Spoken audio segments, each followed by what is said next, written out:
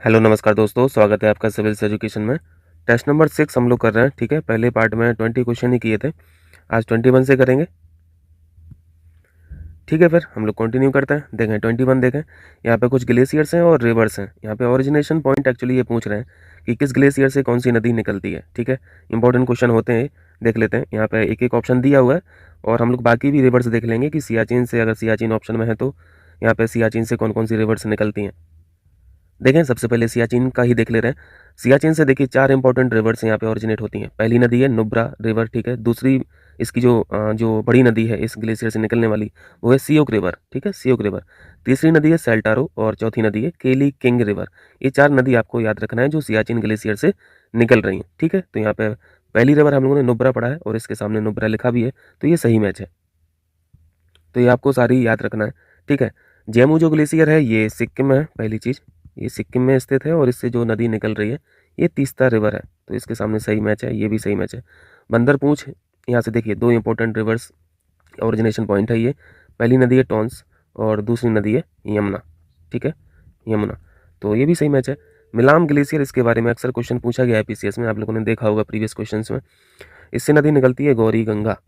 ठीक है, गौरी गंगा ये ट्रिब्यूटरी है काली नदी की, यहाँ पे लिख दे रहा हूँ। गौरी गंगा जो है ये ट्रिब्यूटरी सहायक नदी है काली रिवर की। ठीक है, काली रिवर। तो ये जो चुनाव लिखा है ये गलत मैच है, यहाँ पे गौरी गंगा होना चाहिए था। डी ऑप्शन यहाँ पे गलत है। क्लियर है, रिकॉल कर लेना सारी चीज़ें। देखें 22, भारत में स्थित निम्नलिखित बंदरगाहों में से कौन सा एक पश्चिमी तट पर स्थित है। वेस्टर्न कोस्ट पे स्थित कौन कौन से कोस्ट ए सॉरी ये पोर्ट है, बंदरगाह है। बंदरगाहों से देखो, मतलब एक आध 2 साल में एक क्वेश्चन दिख ही जाता है पीसीएस में या फिर आर में दिख जाएगा, क्योंकि इंपॉर्टेंट क्वेश्चन बन जाता है यहाँ पे बंदरगाहों से। देखिए पहले कुछ यहाँ पे बेसिक चीज़ें हम लोग जान लेते हैं जो अक्सर हम लोग पढ़ते रहते हैं। एक क्वेश्चन एक बार पूछा था कि भारत में मेजर पोर्ट कितने हैं। ठीक है, जो बड़े साइज के पोर्ट हैं, मेजर पोर्ट है वो कितने हैं, ये आपको नंबर 13 याद रखना है। ठीक है, वैसे माइनर पोर्ट की बात करें तो माइनर पोर्ट तो बहुत सारे हैं, तो इनको याद रखने की ज़रूरत नहीं है। आपको याद रखना है मेजर पोर्टों की संख्या 13 है। ठीक है, और माइनर पोर्ट जो है ये लगभग 200 है। ठीक है, 200 के आसपास है, 200 प्लस कह सकते हो, कोई दिक्कत नहीं है। अपनी कोस्ट लाइन कितनी है, भारत की कोस्ट लाइन है 75-17। ठीक है, 75-17 किलोमीटर ये कोस्ट लाइन की लेंथ है पूरी। अब देखिए ये जो 13 मेजर पोर्ट है, इसमें से कुछ वेस्ट कोस्ट पे है, कुछ ईस्ट कोस्ट पे है, तो ये दोनों तरफ के याद रख लेंगे तो हम लोग का काम बन जाएगा। देखिए 13 में से 6 कोस्ट ऐसे हैं, मेजर पोर्ट ऐसे हैं, सॉरी कोस्ट बोल रहा हूँ, 6 मेजर पोर्ट ऐसे हैं जो वेस्ट की साइड स्थित है। ठीक है, और बाकी कितने बचे, फिर 7 बचे। 7 कोस्ट ऐसे हैं, सॉरी 7 पोर्ट ऐसे हैं जो ईस्ट कोस्ट पे स्थित है। क्लियर है। देखिए पश्चिम साइड जो स्थित है मेजर पोर्ट, उनमें से कांडला हम लोग पढ़ते हैं, मुंबई पढ़ते हैं, नेवा सेवा पढ़ते हैं। नेवा सेवा अक्सर पूछा जाता है, कांडला अक्सर पूछा जाता है। नेवा सेवा को जवाहरलाल नेहरू पोर्ट भी बोलते हैं। ठीक है, चौथा इंपॉर्टेंट पोर्ट मेजर पोर्ट है मुरमा गोवा। ठीक है, ये गोवा में स्थित है। फिर है न्यू मैंगलोर और ये लास्ट में कोची। ये 6 पोर्ट मेजर पोर्ट हो जाते हैं जो वेस्ट की साइड स्थित है। अब जो ये 7 ईस्ट साइड में स्थित है, इनको भी एक बार रिकॉल कर लेते हैं। एक ऑप्शन आपको जंजीरा दिख रहा है, जंजीरा भी बेस्ट साइड में है लेकिन ये मेजर पोर्ट में नहीं है। ठीक है, मेजर पोर्ट की कैटेगरी में नहीं आता, ये माइनर पोर्ट है। ये जो देखें ईस्ट साइड में जो 7 इंपॉर्टेंट हम लोग यहाँ पर देख रहे हैं, इनमें से हम लोग, मैं लिख नहीं रहा हूँ, मैं बोल दे रहा हूँ। ठीक है, वैसे कई बार पढ़ते ही रहते हैं ना आप लोग। पहले यहाँ पे तूतीकोरिन, यहाँ पे मैं शॉर्ट में लिख दे रहा हूँ तूतीकोरिन। फिर है एन्नौर। ठीक है, एन्नौर। और तीसरा है यहाँ पे चेन्नई। ये 3 मेजर पोर्ट हैं जो तमिलनाडु में स्थित है। इसके बाद हम लोग विशाखापट्टनम पढ़ते हैं, फिर पारादीप पढ़ते हैं। पारादीप इंपॉर्टेंट है, पारादीप उड़ीसा में है। ठीक है, इसके बाद हम लोग हल्दिया पढ़ते हैं, है ना, हल्दिया। फिर एक कोलकाता पोर्ट पढ़ते हैं। ये मेजर पोर्ट है जो ईस्ट साइड में या फिर ईस्ट कोस्ट पर स्थित है। क्लियर है, तो यहाँ पे ऑप्शन देखें। अब ये जो क्वेश्चन पूछा गया है पश्चिमी तट पर कौन सा है, तो तूतीकोरिन आपने देखा ये ईस्ट साइड में है, एन्नौर अभी देखा ये तमिलनाडु में है, हल्दिया देखा ये तो वेस्ट बंगाल में है, जंजीरा बचा किला, तो जंजीरा ये महाराष्ट्र में है। ठीक है, जंजीरा ये पश्चिमी तट पर स्थित हो जाएगा, ये ऑप्शन ठीक है यहाँ पे। क्लियर है, समझ आया। चलिए कोशिश करूंगा इमेज डाल दूंगा तो इमेज से भी आपको क्लियर हो जाएगा। 23 में है निम्नलिखित नदियों में से कौन सी एक सबसे दक्षिण में स्थित है। ये आपसे क्वेश्चन पूछा गया है। जाइए सीधा जम्मू कश्मीर में जाइए तो आपको सारी ये रिवर से दिख जाएंगी। आप यहाँ पे माउंटेन सीरीज भी पढ़ते रहते हैं, वो उसका भी सीक्वेंस पूछता है ना, नॉर्थ से साउथ पूछता है, साउथ से नॉर्थ पूछता है। जिसमें से काराकोरम रेंज के बारे में पूछता है, काराकोरम के बाद फिर जास्कर रेंज पूछता है ना, लद्दाख रेंज पूछता है, इनका ऑर्डर पूछा जाता है। तो अगर मैप खोलते हैं आप इस क्वेश्चन के लिए तो ये साथ में माउंटेन सीरीज का सीक्वेंस भी देख लेना। और आसान सा प्रश्न है, ये सियोक नदी सबसे नॉर्थ में है। ठीक है, इसके साउथ में आएंगे आपको तो जास्कर रिवर मिलेगी, फिर स्पीति मिलेगी, फिर सबसे साउथ में सतलज मिलेगी। यही पढ़ते हो ना, ये सतलज मिलेगी। तो राइट आंसर हो जाएगा डी ऑप्शन, सबसे दक्षिण में पूछा था। चलिए 24 देखें। इंपॉर्टेंट क्वेश्चन है, किंगरी बिंगरी दर्रा, दर्रा यानी पास कहाँ पे अवस्थित है? फैक्चुअल क्वेश्चन है, याद रखना। किंगरी बिंगरी ये आपका पड़ेगा उत्तराखंड में, और ये दो स्थानों को जोड़ता है, चमोली और तिब्बत को। ठीक है, चमोली से तिब्बत को जोड़ता है, याद रहेगा। चलिए, कुछ इंपॉर्टेंट पासेस हैं, हम लोग अक्सर पढ़ते रहते हैं। जैसे पहला ऑप्शन हिमाचल प्रदेश लिखा है, तो हिमाचल प्रदेश में क्या पढ़ते हैं हम लोग? बारालाचा पढ़ते हैं, रोहतांग पास पढ़ते हैं, सिपकीला पढ़ते हैं, है ना। तो ये कुछ इंपॉर्टेंट है।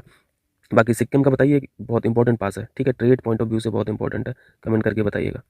देखिए 25, देश के 1/3 क्षेत्र में वन अथवा वृक्षारोपण होने की अनिवार्यता किस वन नीति के अनुसार है? ठीक है, ये 1/3 की बात कर रहे हैं। हमारी फॉरेस्ट पॉलिसी का तो है ही ये क्राइटेरिया, बाकी ग्लोबल लेवल पर भी यही माना जाता है ताकि इन्वायरमेंट ठीक रहे। ठीक है, और यहाँ पे दो बातें लिखी हैं, वन भी लिखा है और वृक्ष भी लिखा है, यानी फॉरेस्ट कवर भी लिखा है और ट्री कवर भी लिखा है, यानी ये दोनों मिला के 1/3 होना चाहिए। चलिए, तो यहाँ पे ये जो क्वेश्चन पूछा गया था किस वन नीति के अनुसार ये किया गया है, ये अनिवार्यता है 1988 की जो हमारी फॉरेस्ट पॉलिसी थी। ठीक है, national forest policy, C option यहाँ पर राइट हो जाएगा। 1988 आपको याद रखना है। कुछ यहाँ पे इंपॉर्टेंट एक्ट होते हैं, हम लोग अक्सर रिवाइज करते रहते हैं, उनको जल्दी से रिकॉल कीजिए। 1972 याद कीजिए, 1980 याद कीजिए, 1986 याद कीजिए और 2002 याद कीजिए। बताइए जल्दी से। 1972 में क्या है? वाइल्ड लाइफ प्रोटेक्शन एक्ट है ना, वन्य जीव संरक्षण अधिनियम है। 1980 में फॉरेस्ट एक्ट है, वन अधिनियम है। 1986 में एनवायरमेंटल प्रोटेक्शन एक्ट है और 2002 में बायोडाइवर्सिटी एक्ट है। ठीक है, ये 4 एक्ट याद रखने होते हैं, कहीं कहीं दिख जाते हैं क्वेश्चन। खैर बहुत बेसिक हैं लेकिन आ जाते हैं क्वेश्चन। चलिए 26 देखें, यहाँ पे करेक्टरिस्टिक्स पूछा गया है सॉइल के बारे में। सॉइल अगर है तो इम्पोर्टेंट क्वेश्चन है। ठीक है, सेफ सॉइल एक प्रोग्राम चलता है ना, एक कैंपेन चल रही है ग्लोबल लेवल पर, सेफ सॉइल किसका है ये बताइएगा। चलिए देखें, पहला स्टेटमेंट है जलोढ़ मृदा एक क्षेत्रीय मृदा है। जलोढ़ मृदा को इंग्लिश में बोलते हैं एलुवियल सॉइल। ठीक है, और बोल रहे हैं ये रीजनल सॉइल है। रीजनल कैसे हो सकती है भाई, जब ये 40% एरिया कवर की है। जितना टोटल लैंड एरिया है भारत का कितना है जल्दी से बताइए? लगभग 33 लाख स्क्वायर किलोमीटर है ना, लगभग 33 लाख स्क्वायर किलोमीटर ये एरिया है। इसका 40% जो है एरिया, 40% कितना हुआ? 4 तिया 12, लगभग 12 लाख, लगभग 12 लाख किलोमीटर स्क्वायर पे एलुवियल सॉइल का यहाँ पे एक्सटेंशन है, विस्तारण है। तो ये क्षेत्रीय मृदा कैसे हो सकती है? ये तो नॉन रीजनल सॉइल होगी ना, तो पहली बात गलत हो गई। और ये मिलती कहाँ है? एलुवियल सॉइल कहाँ मिलती है? हम लोग पढ़ते रहते हैं ना, ये खादर पढ़ते हो, बांगर पढ़ते हो, तो खादर जो है वो क्या है? सॉइल ही तो है। ये न्यू एलुवियल सॉइल जो होती है वो खादर हो जाती है, और न्यू एलुवियल से पहले जो लेयर में सॉइल आई थी, जिसे हम लोग ओल्ड एलुवियल सॉइल बोल रहे हैं, ठीक है, वो बांगर है। और मिलती कहाँ पे? ये रिवर वैलीज के पास मिलती है या फिर डेल्टास के आसपास मिलती है ना, ये पूरा एलुवियल सॉइल यहाँ पे पाई जाती है। और रिवर वैलीज के थोड़ा सा आप दूरी पे जाएंगे तो आपको यहाँ पे फिर बांगर सॉइल मिलने लगेगी। यहाँ पे इस मेन रीजन में रिवर वैलीज और डेल्टास में खादर मिलेगा। ठीक है, खादर को बोलते हैं न्यू एलुवियल सॉइल, यानी न्यू एलुवियल का मतलब समझ रहे हो ना, मतलब फ्रेश डिपॉजिट हुआ है। ठीक है, हर साल नया सिल्ट जो होता है, फ्रेश सिल्ट जो होता है वो डिपॉजिट होता रहता है, उसे न्यू एलुवियल बोल दे रहे हैं। और उसके पहले का जो सिल्ट जमा हो चुका था वो ओल्ड एलुवियल सॉइल है, इतना फ़र्क है। और इस मिट्टी की विशेषताएं जरूर पूछा जाता है, तो विशेषताओं में जल्दी से बताइए। मिट्टी के लिए 3 ये जो मिनरल्स चाहिए होते हैं, ये एनपीके हम लोग पढ़ते हैं ना, नाइट्रोजन, फास्फोरस और पोटेशियम। लेकिन जलोढ़ मृदा ऐसी है, एलुवियल सॉइल ऐसी है जिसमें ये जो फास्फोरस है, पी है, ये बहुत पुअर स्थिति में है। ठीक है, यानी आपको याद रखना है एलुवियल सॉइल में फास्फोरस नहीं होता है, होता है मतलब बहुत बेकार कंडीशन में है, नाम मात्र के बराबर होता है। लेकिन ये रिच किस में होता है? रिच होता है पोटेशियम में। आपको ध्यान रखना है, एलुवियल सॉइल पोटेशियम में रिच होती है। इतनी बातें क्लियर है। अब दूसरा स्टेटमेंट आइए, ये ब्लैक सॉइल के बारे में पूछ रहे हैं। काली मृदा एक अनुपजाऊ मृदा है, यानी नॉन फर्टाइल ये सॉइल बोल रहे हैं, जिसकी जल धारण करने की क्षमता काफ़ी कम है। सॉइल मृदा के बारे में जो जो अभी तक पढ़े हो ना, थोड़ा सा रिकॉल कर लो, तो इस स्टेटमेंट को आप तुरंत गलत कर देंगे। कैसे करेंगे इस बात को गलत? आप गलत करेंगे कि भैया यहाँ पे तो कॉटन बहुत ज़्यादा होती है ना, कॉटन के लिए पढ़ते हो ना ब्लैक सॉइल। दाल भी अच्छी खासी हो जाती हैं, और जो मोटे अनाज है, मिलेट्स हैं, ये भी अच्छे खासे होते हैं ब्लैक सॉइल में। तंबाकू के लिए काली सॉइल ही यूज की जाती है। सिट्रस फ्रूट जो हैं, खट्टे फल, काली काली मृदा में ही होते हैं। तो भाई ये अनुपजाऊ कैसे हुई? बिल्कुल भी नहीं हुई, ये तो उपजाऊ मृदा है। हाँ ठीक है, इतना जरूर है कि एलुवियल सॉइल जितनी फर्टाइल है उतनी नहीं है, लेकिन ऐसा भी नहीं कहा जा सकता कि काली मृदा एक अनुपजाऊ मृदा है। अगर अनुपजाऊ होती तो इतनी सारी ये जो क्रॉप्स हैं, कॉटन हुआ, पल्स हुआ, मिलेट्स हुआ, तंबाकू हुआ, सिट्रस फ्रूट हुए, और तमाम सारी क्रॉप्स जो हैं वो कैसे होती? तो ये बात गलत कर देंगे आप इस बात से। ठीक है, और इस मिट्टी की खास बात क्या है? वाटर रिटेंशन कैपेसिटी बहुत अच्छी खासी होती है, वाटर होल्डिंग कैपेसिटी बहुत अच्छी खासी होती है इस मृदा की। काली मिट्टी तो जाने ही जाती है कि ये नमी को बनाए रखती है अपने अंदर। और इसका आप अगर डिस्ट्रीब्यूशन देखेंगे तो टोटल लैंड एरिया है जो भारत का 33 लाख स्क्वायर किलोमीटर, 15% इसका डिस्ट्रीब्यूशन है ब्लैक सॉइल का। ठीक है, खासतौर से आप इसको कहाँ देखते हैं, डेक्कन प्लेटू में देखते हैं, है ना, दक्कन का जो पठार है। और इसमें बहुत सारे स्टेट्स आ जाते हैं, महाराष्ट्र, मध्य प्रदेश, गुजरात, आंध्र प्रदेश और कुछ हिस्सा तमिलनाडु का भी है। ये पूरा डेक्कन प्लेटू है, तो यहाँ पे पूरा इनका एक्सटेंशन है ब्लैक सॉइल का। तो अच्छी खासी मात्रा में है, अच्छी खासी अमाउंट में, 15%। ठीक है, बहुत कम नहीं है, अच्छा खासा है। और इसकी विशेषताओं में कुछ बातें हम लोग पढ़ते हैं। एक तो आपने जान ही लिया, ये वाटर होल्डिंग कैपेसिटी जो है, और ये चिकनी मिट्टी है। ठीक है, ये चिकनी हो जाती है जैसे ये गीली होती है, यानी रेनी सीजन जब होता है, बरसात के मौसम में बहुत चिकनी हो जाती है। और गर्मियों के मौसम में देखा होगा आपने कि इसमें बहुत बड़ी बड़ी दरारें भी पड़ जाती हैं ना, मतलब वाइट क्रैक्स जो होते हैं वो डेवलप हो जाते हैं ड्राई सीजन में, और रेनी सीजन में ये स्टिकी हो जाती है। रिच किस में रहती है, जैसे हम लोगों ने एनपीके पढ़ा है, एनपीके पढ़ा आपने एलुवियल सॉइल में कि एलुवियल सॉइल फास्फोरस में ये पुअर है और पोटेशियम में ये रिच है। लेकिन अगर ब्लैक सॉइल की बात करें तो ब्लैक सॉइल का यहाँ पे एनपीके की क्या स्थिति है, यहाँ पे नाइट्रोजन बहुत पुअर स्थिति में रहता है ब्लैक सॉइल में, फास्फोरस बहुत पुअर स्थिति में रहता है ब्लैक सॉइल में, पोटेशियम थोड़ी बहुत मात्रा में। यानी आप यहाँ पे क्या देख रहे हैं कि एनपीके जो एक इंपॉर्टेंट कॉम्बिनेशन होता है मिनरल्स का सॉइल के लिए, ये तीनों ही बहुत वीक स्थिति में हैं ब्लैक सॉइल के पास। तो कोई बात नहीं, एनपीके सिर्फ सब कुछ एनपीके ही नहीं है, इसके अलावा आयरन भी है ना। आयरन आयरन रिच है ब्लैक सॉइल, क्लियर है, आयरन आपको याद रखना है। लाइम आप पढ़ते रहते हैं, लाइम रिच है ब्लैक सॉइल, एल्यूमिनियम रिच है ब्लैक सॉइल, मैग्नीशियम रिच है ब्लैक सॉइल। ये सारे गुण हैं, ये सारी कैरेक्टरिस्टिक्स हैं ब्लैक सॉइल की, क्लियर है, हो जाएगा। तो यहाँ पे कौन कौन सी बातें गलत हो गई, पहली बात भी गलत है और दूसरी बात भी गलत है, और गलत ही बताना था, तो यहाँ पे दोनों गलत है, सी ऑप्शन सही है। सॉरी, यहाँ पे सही बताना था, तो सही कोई नहीं है, डी ऑप्शन सही हो जाएगा। ठीक है, चलिए कहाँ पहुँचे, 26 27 देखें। यहाँ पे एक स्कीम के बारे में पूछा है, इस स्कीम का नाम है RLEGP, इसका मैं फुल फॉर्म लिख दे रहा हूँ। देखें, इस स्कीम का नाम है rural landless employment guarantee programme. तो एक टर्म यहाँ पे रूरल आ गया, तो यहाँ से हम लोग को समझ में आ रहा है कि इसका उद्देश्य क्या होगा, इसका ऑब्जेक्टिव क्या होगा, ग्रामीण क्षेत्रों में प्रॉफिटेबल एम्प्लॉयमेंट जनरेट करना, क्रिएट करना। ठीक है, और इस कार्यक्रम को शुरू किया गया था 1983 में, ये ठीक है। और ये 100% हिस्सेदारी पार्टनरशिप है, पार्टनरशिप नहीं, ये पूरा का पूरा स्टेक जो है वो सेंट्रल गवर्नमेंट का है, हिस्सेदारी 100% है सेंट्रल गवर्नमेंट की इस स्कीम में। दोनों बातें यहाँ पे सही है। ठीक, चलिए 28 देखें। आशा के बारे में बताइए, बहुत बड़ा रोल है आज की डेट में इनका। ये कहाँ पे आपको देखेंगे, आपको रूरल एरिया में देखेंगे, कॉमन हेल्थ सेंटर जो होते हैं वहाँ पे आपको देखेंगे, है ना, घर घर आके आपको सर्विस देती हैं। ग्रामीण क्षेत्रों के हर परिवार में बच्चों में कितने टीके लगे हैं, कितने बच्चे हैं, ये सारा रिकॉर्ड इनके पास रहता है ना, तो इनका सर्विलांस रहता है ग्रामीण क्षेत्रों में अच्छे से। पहली बात लिखिए, आशा एक प्रशिक्षित महिला स्वास्थ्य सहायिका है जो समुदाय तथा स्वास्थ्य सेवाओं के बीच एक सहायिका के रूप में कार्य करती है। ठीक है, ये बात, आशा जो होती हैं वो उसी गांव की कोई महिला होती है, दोनों बातें सही हैं। ठीक है, बट यहाँ पे गलत बताना था, गलत कोई नहीं है, डी ऑप्शन यहाँ पे राइट है। देखें 29, न्यू पेंशन स्कीम एनपीएस।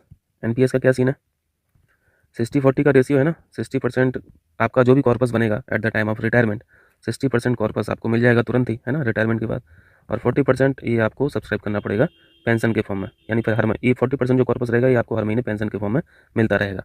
और आजकल तो डिमांड छिड़ी पड़ी है ना, एनपीएस वर्सेस ओपीएस, लोगों की डिमांड क्या है, ओपीएस आना चाहिए ना, ओल्ड पेंशन स्कीम जो थी, लोगों को लगता है ये ज़्यादा सही है, एनपीएस उससे बेटर नहीं है।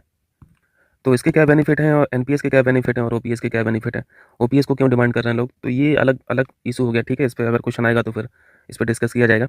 अभी देख लीजिए, एनपीएस के बारे में थोड़ा सा फैक्ट जानना जरूरी है। 2004 में इसको लॉन्च किया गया था, ठीक है, लेकिन जब 2004 में लॉन्च किया गया था तो ये सिर्फ ये सरकारी कर्मचारियों के लिए था, गवर्नमेंट एम्प्लॉय के लिए था। लेकिन फिर 2009 में इसको एक्सटेंड कर दिया गया, ठीक है, सभी के लिए, सभी के लिए, यानी भारत का कोई भी नागरिक होगा वो एनपीएस का फ़ायदा उठा सकता है।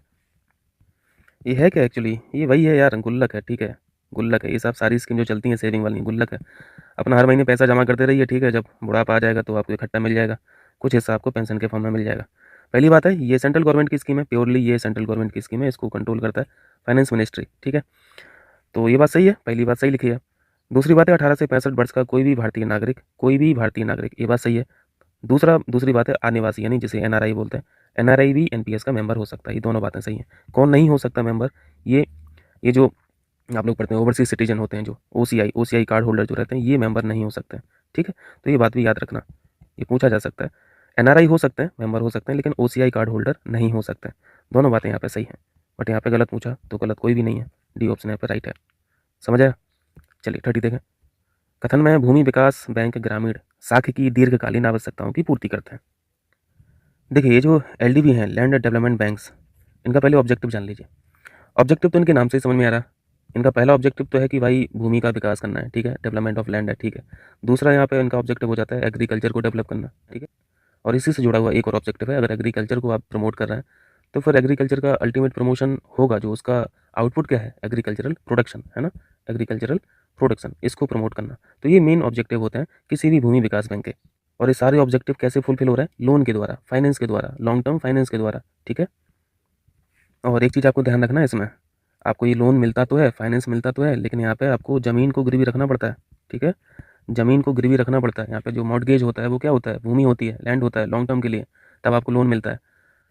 तो यहाँ पे ये जो ज़मीन गिरवी रखी जाती है, इसलिए इसको क्या बोला जाता है, इन बैंकों को, भूमि विकास बैंकों को भूमि बंधक बैंक भी बोला जाता है, ठीक है। ये भी ध्यान रखना, भूमि बंधक बैंक। तो ये दो स्तर आपको याद रखना है, राज्य स्तर पर सेंट्रल लैंड डेवलपमेंट बैंक और जिला स्तर पर primary land development bank. Clear है।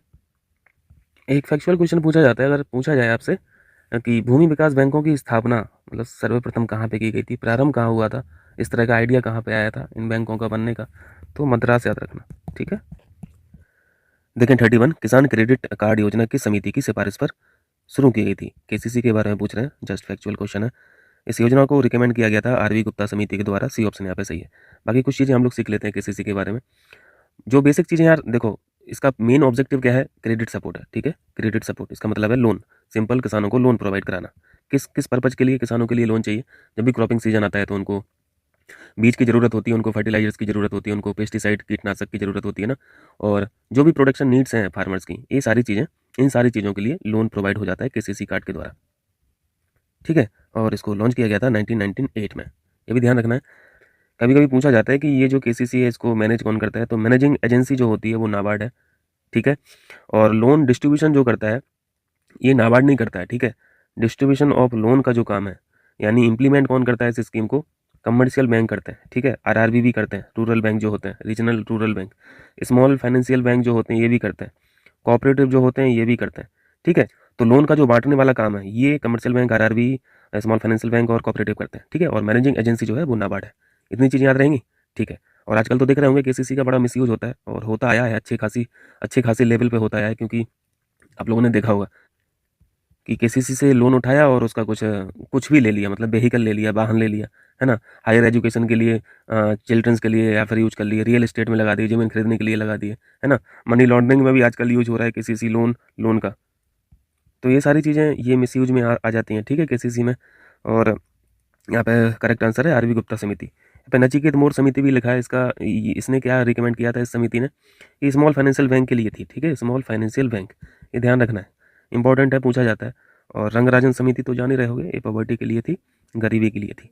क्लियर है। चलिए 32 देखिए, कथन में लिखा है विकास का भारतीय मॉडल राज्य एवं व्यक्ति दोनों के हितों की रक्षा करता है, ठीक है, सिंपल सी बात है। कारण में लिखा है भारतीय अर्थव्यवस्था जो है, इंडियन इकोनॉमी जो है वो मिक्स टाइप की है, ठीक है, मिश्र टाइप की है, ठीक है। ये सारी बातें सिंपल है, हम लोग समझते हैं, ये ऑप्शन यहाँ पे सही हो जाएगा। 33 है औद्योगिक उत्पादन सूचकांक, इसे आईआईपी बोलते हैं, इंडेक्स ऑफ इंडस्ट्रियल प्रोडक्शन। इसको रिलीज कौन करता है, केंद्रीय सांख्यिकी कार्यालय द्वारा इसको रिलीज किया जाता है, सीएसओ बोलते हैं इसे। और इसको मंथली बेसिस पे रिलीज किया जाता है, ठीक है। बेस ईयर क्या है, बेस ईयर 2011-2012 है। चलिए 34 देखें, निम्नलिखित में से किसे हॉट मनी माना जाता है। ये हॉट मनी क्या है, हॉट मनी से मतलब एक ऐसी कैपिटल से होता है, ऐसे पैसे से होता है जो फ्रीक्वेंटली मूव होती है, ठीक है। जैसे आप एफआईआई के बारे में पढ़ते हैं, है ना, फॉरेन इन्वेस्टर जो होते हैं, ये शॉर्ट टर्म गेन के लिए क्या करते हैं, ये एक इकोनॉमी से दूसरी इकोनॉमी में पैसा लगाते हैं। एक इकोनॉमी है, एक देश भी हो सकता है, ठीक है, एक देश से दूसरे देश में शॉर्ट टर्म इंटरेस्ट के लिए अगर आप इन्वेस्ट कर रहे हैं, तो ये जो शॉर्ट टर्म गेन के लिए फ्लो ऑफ मनी होता है इसी को बोलते हैं हॉट मनी, ठीक है। जैसे मार्केट है, आपने पैसा इन्वेस्ट किया, इन किया, और शॉर्ट टर्म के लिए मतलब कम समय में आपको इनपुट प्लस प्रॉफिट भी मिल जा रहा है, तो ये जो प्रॉफिट क्या है ये खुद का एडवांटेज है। तो इस पर्पज़ के लिए जब मनी का फ्लो किया जाता है किसी फॉरेन इन्वेस्टर के द्वारा, तो ये इसी को फिर बोलते हैं हॉट मनी। क्लियर है। तो यहाँ पे बी ऑप्शन राइट हो जाएगा, एफआईआई। देखें 35, भारत में आर्थिक नियोजन का प्रणेता किसे माना जाता है, पायनियर कौन है आर्थिक नियोजन का, इकोनॉमिक प्लानिंग का। आपने एक किताब पढ़ी होगी, बड़ी इंपॉर्टेंट किताब है और अक्सर पूछा भी जाता है, उस किताब का नाम है प्लान्ड इकोनॉमी, है ना, देखा होगा प्रीवियस क्वेश्चन में। प्लान्ड इकोनॉमी किसके द्वारा लिखी गई थी, ये एम विश्वेश्वरैया के द्वारा लिखी गई थी। इनके बारे में तो जानना बहुत ज़रूरी है, क्योंकि ये इंडियाज़ ग्रेटेस्ट सिविल इंजीनियर रहे हैं, है ना। और इन्हीं के ऑनर में इंजीनियर्स डे भी ऑब्जर्व किया जाता है 15 सितंबर को, है ना। ये सारे फैक्ट हैं इनके बारे में। तो यहाँ पे करेक्ट आंसर ए हो जाएगा। कर लेंगे। इनको 1955 में भारत रत्न भी दिया गया था। ये सारी चीज़ें ध्यान रखना। इनका पूरा नाम जानते हैं? एम का मतलब क्या है? एम का मतलब है मोक्ष गुंडम, ठीक है, मोक्ष गुंडम विश्वेश्वरैया। चलिए 36 देखिए। 36 कहाँ है? देखिए यहाँ पे प्रधानमंत्री किसान मानधन योजना के बारे में बताइए। ये एक तरह से सोशल सिक्योरिटी स्कीम है, ठीक है, ओल्ड एज के लिए।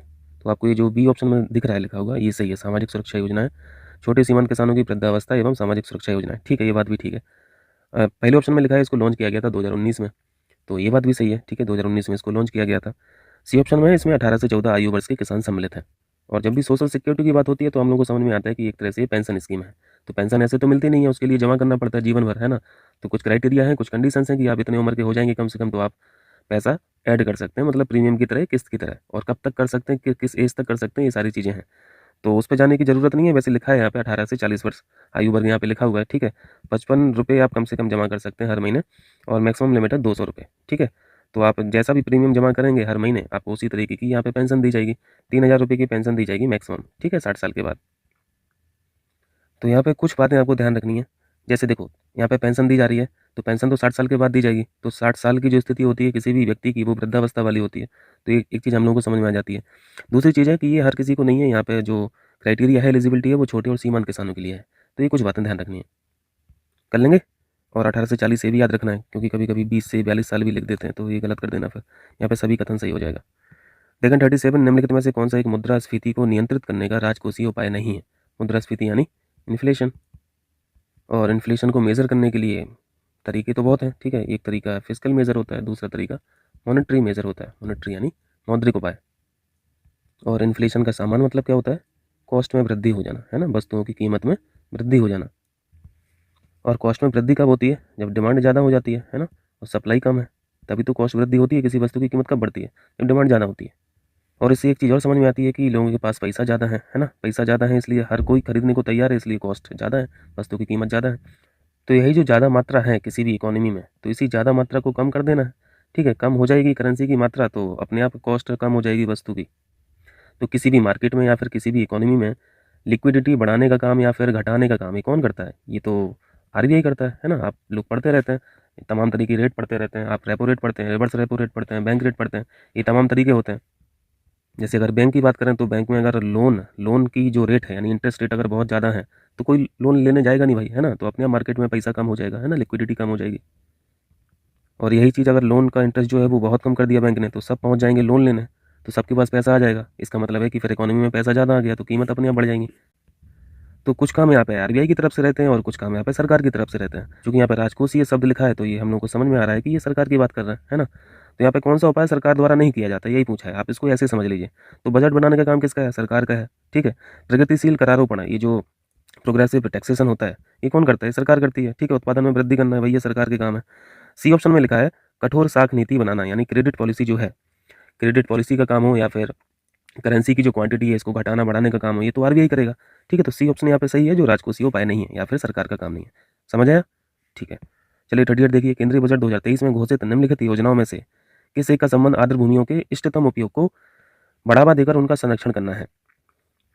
इष्टतम का मतलब है एफिशिएंट यूज, ठीक है। इष्टतम उपयोग का मतलब है एफिशिएंट यूज। आर्द्र भूमि की बात हुई है, पहले तो इस क्वेश्चन का आंसर देख लेते हैं। आर्द्र भूमियों से संबंधित कौन सी स्कीम है? करंट अफेयर्स में पढ़ते रहे होगे ना, बताइए जल्दी से।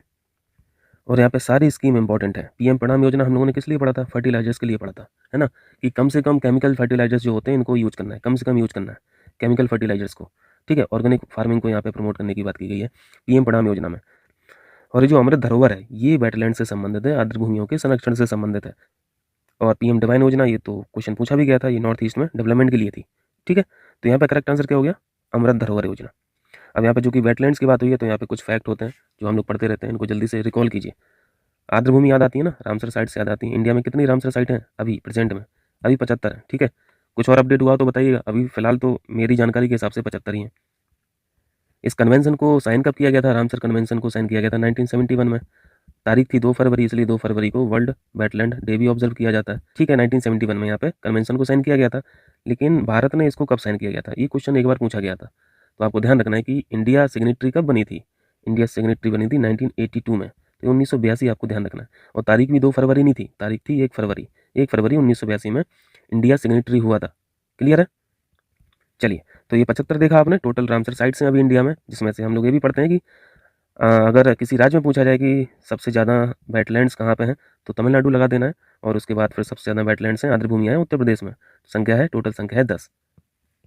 चलिए बताइए, पहली रामसर साइट्स कौन थी? पहली रामसर साइट चिल्का लेक। ठीक है, ये ओवरऑल है। अगर उत्तर प्रदेश की पहली यहाँ पे वेटलैंड पूछा जाए, पहली रामसर साइट पूछा जाए, तो यहाँ पे हम लोग पढ़ते हैं अपर गंगा, है ना, अपर गंगा रिवर।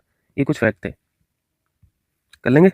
चलिए 39 देखें, समुद्री मछली उत्पादन में निम्नलिखित में से कौन सा भारतीय राज्य प्रथम स्थान पर है? मछली उत्पादन में प्रथम स्थान है गुजरात का। ठीक है, गुजरात का डी ऑप्शन यहाँ पे सही है, इंपॉर्टेंट क्वेश्चन है। तो पहले गुजरात हो गया, फिर इसके बाद है तमिलनाडु, उसके बाद है फिर आंध्र प्रदेश। ये मछली उत्पादन का डेटा है। देखें 40 निम्नलिखित में से कौन कृषि वित्त का गैर संस्थागत स्रोत नहीं है? कृषि वित्त का मतलब है एग्रीकल्चरल फाइनेंस, और गैर संस्थागत स्रोत का मतलब है, यहाँ पे इंग्लिश टर्म बता दे रहा हूँ, अगर इंग्लिश वाले लड़के देख रहे हो तो ये नॉन इंस्टीट्यूशनल सोर्स बोलते हैं इसे। नॉन इंस्टीट्यूशनल सोर्स से मतलब समझ रहे हैं ना, कि आप बगल से ले लिए पैसा, पड़ोसी से ले लिए, दोस्त से ले लिए, है ना। अगर गांव में रह रहे हैं तो प्रधान से ले लिए, बड़े जमींदार से ले लिए, कोई ट्रेड करने वाला हो ट्रेडर से ले लिए। और यहाँ पे बहुत सारे एग्जांपल्स हैं। आप किसी दुकानदार से पैसे ले लिए, या फिर किसी सूदखोर से पैसा ले लिए, है ना, अपने रिश्तेदार से पैसे ले लिए, आड़तिया से पैसे ले लिए। तो ये जहाँ से आप पैसा ले रहे हैं, तमाम एग्जांपल्स जो अभी हम लोगों ने डिस्कस किए हैं, ये नॉन इंस्टीट्यूशनल हो गए। और इंस्टीट्यूशनल का मतलब है कि भैया आप जाओ बैंक से लोन ले लो, है ना। तो बैंक होते हैं इंस्टीट्यूशनल सोर्स का मतलब बैंक्स हुआ, कोऑपरेटिव सोसाइटी हुए, कमर्शियल बैंक हुए, या फिर गाँव में जो बैंक आजकल चल रहे हैं ना, आरआरबी, रूरल बैंक, वहाँ से पैसे उठा लिए, तो ये इंस्टीट्यूशनल सोर्स हो जाता है।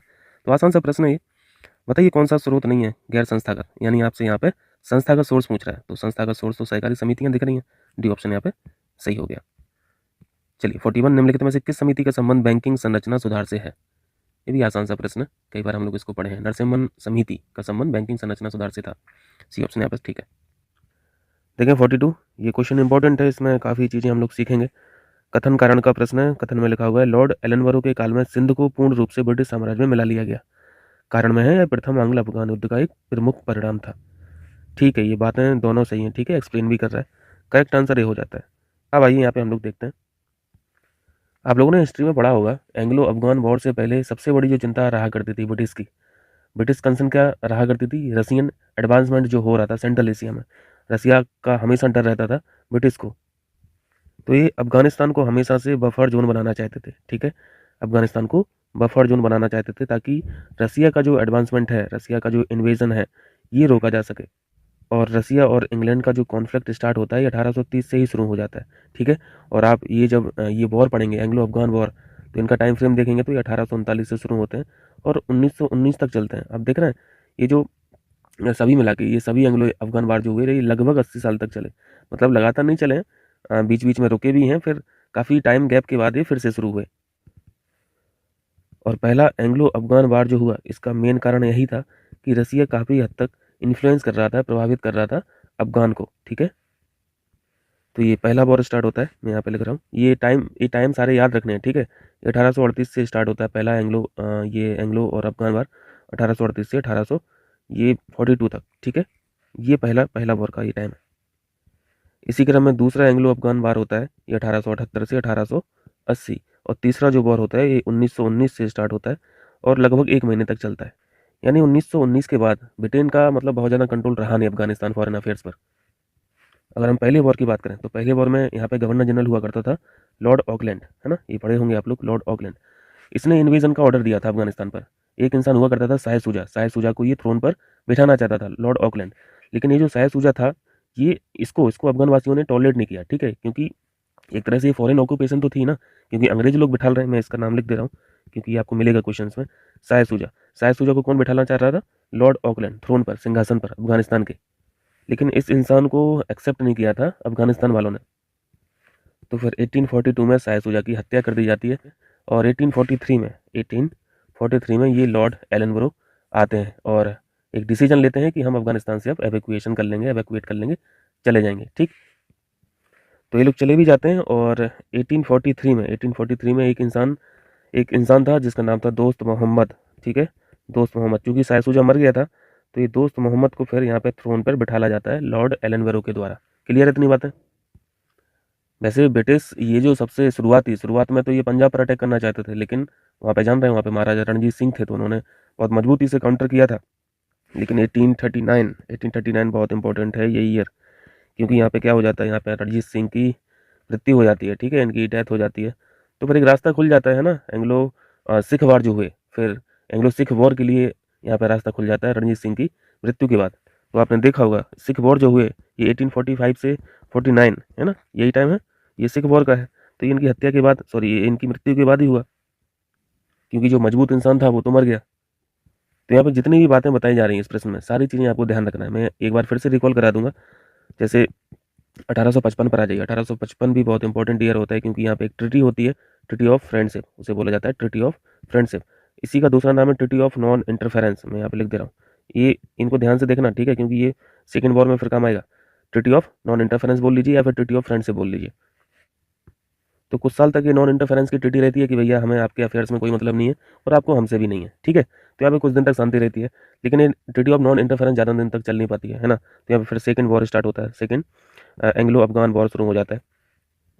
और मेन वजह तो समझ रहे हैं ना, ये लड़ाई किस लिए हो रही है। ये लड़ाई सिर्फ एक ही वजह से हो रही है, पैसे की वजह से। कमर्शियल इंटरेस्ट अलग थे, है ना, रसिया के अलग थे, ब्रिटेन के अलग थे, फाइनेंशियल इंटरेस्ट अलग थे दोनों के। तो ये इन दोनों इन वॉर्स का एक ही मेजर रीज़न हुआ करता था, और मुझे लगता है सभी वॉरों का एक ही रीज़न होता ही है, वो है पैसा। तो यहाँ पे आपको ध्यान रखना है, कमर्शियल यहाँ पे इंटरेस्ट आपको ध्यान रखना है, और फाइनेंशियल यहाँ पे इंटरेस्ट याद रखना है। तो ये मेन वजह हुआ करती थी, क्योंकि सेंट्रल एशिया में ये जो बिजनेस चल रहा था, है ना, तो उन दोनों के हित जुड़े हुए थे, दोनों के कमर्शियल यहाँ पे इंटरेस्ट थे, दोनों के फाइनेंशियल इंटरेस्ट थे, क्लैश हो रहे थे, सेंट्रल एशिया में क्लैश हो रहे थे। एंग्लो अफगान वॉर का टाइम क्या पड़ा आपने, 1878 से 1880। तो ये टाइम देख रहे हैं, काफ़ी दूर का समय है। और यहाँ पे फिर ना तो ऑकलैंड रहते हैं, ना ही यहाँ पे एलन ब्रो रहते हैं। यहाँ पे कौन आ जाते हैं फिर, लॉर्ड लिट्टन है। लॉर्ड लिट्टन का समय है, इनके जस्ट बाद फिर लॉर्ड रिपन आते हैं, फिर डफरिन आ जाते हैं, जब यहाँ पे इंडियन नेशनल कांग्रेस की स्थापना होती है 1875 में, सॉरी 85 में। और इसी क्रम में एक ईयर और याद रखना है आपको, 1897, बैटल ऑफ सारागढ़ी। मूवी भी देख ली होगी आपने, है ना, मूवी देखिए ना, केसरी में दिखाया गया है battle of Saragarhi 1897। 21 Sikh soldier, इन 21 मात्र 21 लोगों ने, सिख सोल्जर्स ने, यहाँ पे क्या हुआ था, यहाँ पे 21 सिख सोल्जर जो थे, इन्होंने हरा दिया था 8 से 10 हज़ार पश्तूनों को, है ना, अफगान सोल्जर्स को। तो यहाँ पे जो पैरेलल एक्टिविटी चल रही है, तो सारी चीज़ें आपको ध्यान रखना होता है। आपने यहाँ पे एंग्लो अफगान वॉर भी देखा है ना, साथ में यहाँ पे सिख का कॉन्फ्लिक्ट भी देखा है ना, ब्रिटिश और सिख का कॉन्फ्लिक्ट देखा। तो यहाँ पे पहली वॉर से कौन कौन सा इंसान जुड़ा हुआ है, लॉर्ड ऑकलैंड आपने देखा, शाह सूजा को देखा, है ना, जिसको थ्रोन पे बैठाना चाहता था। इसके बाद जब सेकंड वॉर शुरू होती है, तो इसमें लॉर्ड एलन ब्रो का नाम जुड़ा हुआ है, दोस्त मोहम्मद का नाम जुड़ा हुआ है, क्लियर है। 1855 में जो ट्रिटी ऑफ फ्रेंडशिप हुई, इसको भी ध्यान रखना है, उसी को नॉन इंटरफेरेंस ट्रिटी भी बोलते हैं। सेकंड एंग्लो अफगान वॉर जो हुई, इसी इसी के आधार पर ही हुई, ठीक है, क्योंकि नॉन इंटरफेरेंस जो पॉलिसी थी, इस पर कोई कायम नहीं रह पाया, है ना। और राइवलरी जो थी रसिया और ब्रिटिश की, वो और इंटेंसिफाई होती गई, दोनों के इंटरेस्ट भी जुड़े हुए थे, कमर्शियल फाइनेंशियल इंटरेस्ट जो थे वो क्लैश कर रहे थे, खासतौर से सेंट्रल एशिया में। तो इस समय पे फिर लॉर्ड लिट्टन का नाम आ जाता है ना। फिर बैटल ऑफ सारागढ़ी आपने देखा 1897 में, क्लियर है। और 1919 में थर्ड बैटल होती है, वो 1 महीने तक चलती है। तो ये इतनी बातें थी इन वॉर्स में, तो मुझे लगता है याद हो गया होगा और आपका रिकॉल भी हो गया। तो ये दोनों बातें यहाँ पे सही हैं, ठीक है। चलिए देखें 43 धर्म, मैं इसको पहले रेज कर लूँ। धर्म तृतीय रत्न, इशारा और शिवाजी की जीवनी किसकी प्रमुख रचनाएं हैं। एक बहुत ही बड़े, बहुत ही प्रमुख समाज सुधारक रहे हैं, लीडिंग सोशल वर्कर रहे हैं, जिनका नाम है जीतोबा फुले, ठीक है। ये याद रखना है, धर्म तृतीय रत्न, इशारा, शिवाजी की जीवनी, जीतोबा फुले के द्वारा यहाँ पे ये लिखी गई थी। चलिए 44 देखें, निम्नलिखित में से किस पुर्तगाली गवर्नर ने शांत जल की नीति अपनाई थी। ये पहला गवर्नर था पुर्तगाल का, है ना, फ्रांसिस्को डी अल्मीडा, इसी की थी ये शांत जल की पॉलिसी, इसे बोलते हैं ब्लू वाटर पॉलिसी, ठीक है। ब्लू वाटर से भी कभी कभी आता है लिख के, ब्लू वाटर पॉलिसी। चलिए 45 में, निम्नलिखित में से किस युद्ध के पश्चात टीपू सुल्तान की मृत्यु श्रीरंगपट्टनम में हुई थी। बहुत अच्छे से सिखाया यार ये सब मैंने, ठीक है। तो मैं तो बारी बार बोलता रहता हूँ कि प्लीज़ पुरानी टेस्ट सीरीज़ को देखिए, आपको पूरी हिस्ट्री पता चल जाएगी, पूरी आपको जो भी बैकग्राउंड में हुआ इन वॉर्स के, सारी चीज़ों को डिस्कस किया गया है। टीपू सुल्तान की मृत्यु होती है चौथे आंग्ल मैसूर युद्ध में, ठीक है, लास्ट में, और ईयर है 1799, ठीक है। और 1707 में किसकी मृत्यु हुई थी, जल्दी से बताइए, औरंगजेब की, ठीक है, मुगल प्रशासन, मुगल शासन, मुगल साम्राज्य। 46 निम्नलिखित युग्मों में से कौन सा एक सही सुमेलित नहीं है, प्रमुख विद्रोह और संबंधित नेता बताएं। पाइका विद्रोह से यहाँ पे बख्शी जगबंधु, ठीक है, ये संबंधित नेता है।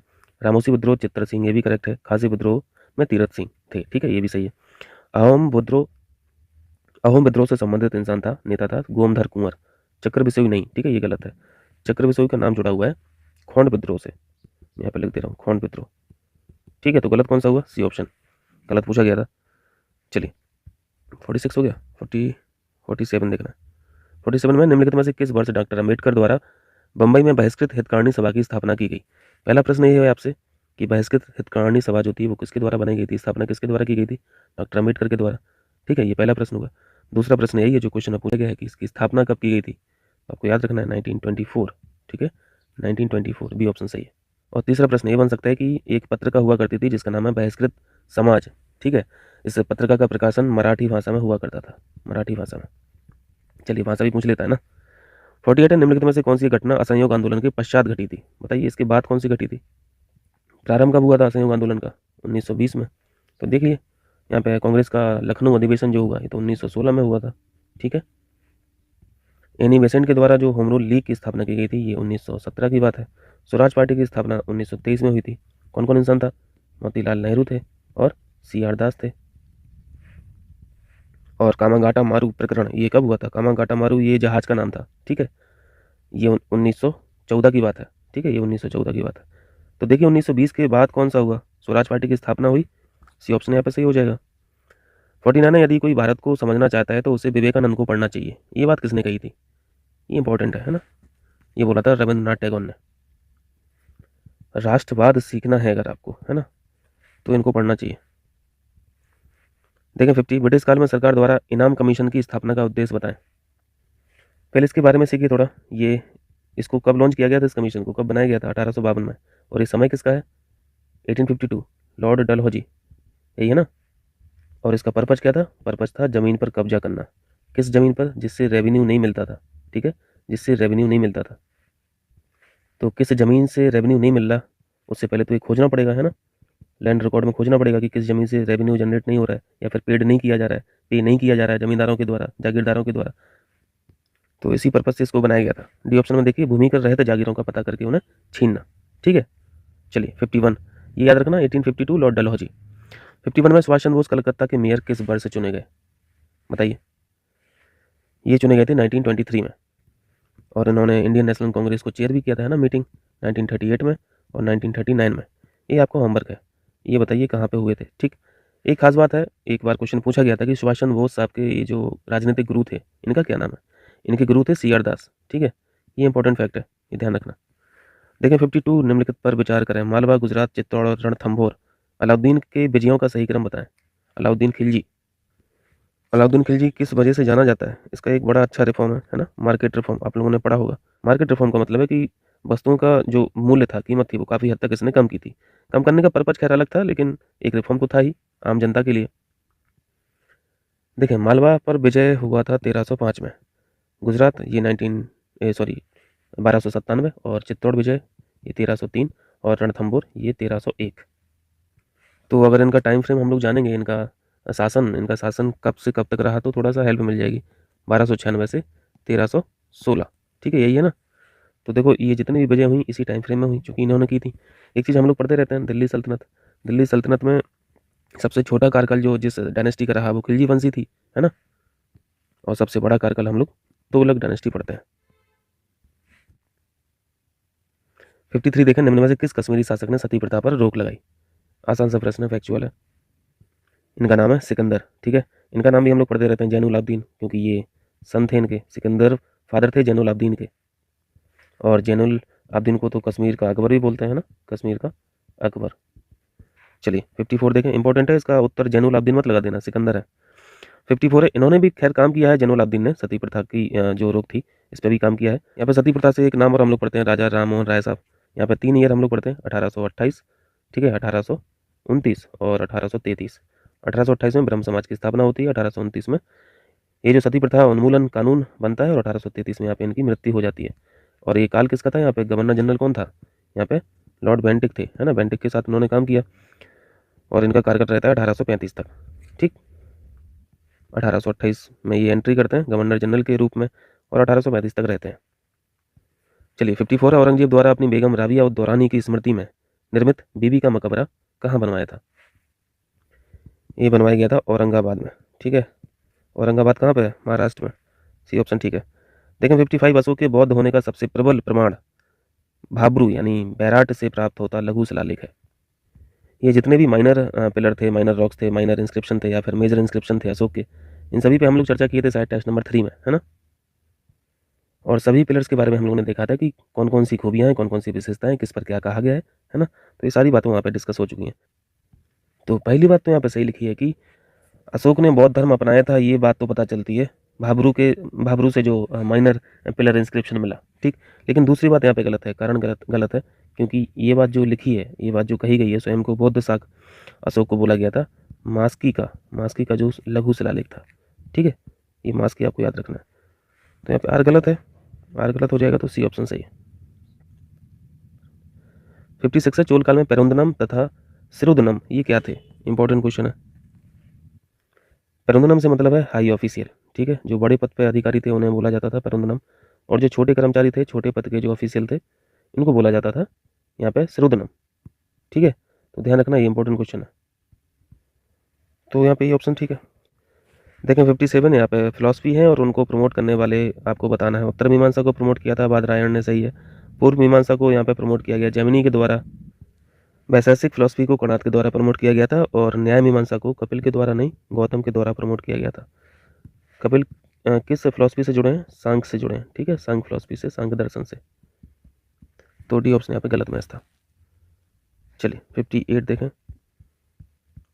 58 है, वैदिक साहित्य में उल्लेखित विदुषी स्त्रियों में कौन एक ऋषि अगस्त की पत्नी थी? हमें अपाला, है ना, हम लोग घोषा भी पढ़ते हैं, इसके अलावा विश्वारा भी पढ़ते हैं, ये पूछा गया है कई बार, और लोपा मुद्रा भी पढ़ते हैं, ठीक है। लोपा मुद्रा यहाँ पे अगस्त की पत्नी थी, सी ऑप्शन यहाँ पे राइट है। 59 है, निम्नलिखित धार्मिक साहित्यों में से किसमें 1,00,000 श्लोक होने के कारण से सतसहस्त्र संहिता भी कहा जाता है? अगेन इंपॉर्टेंट, सतसहस्त्र संहिता बोला जाता है महाभारत को, ठीक है। चलिए 60 देखें, शेरशाह सूरी के संबंध में बताइए।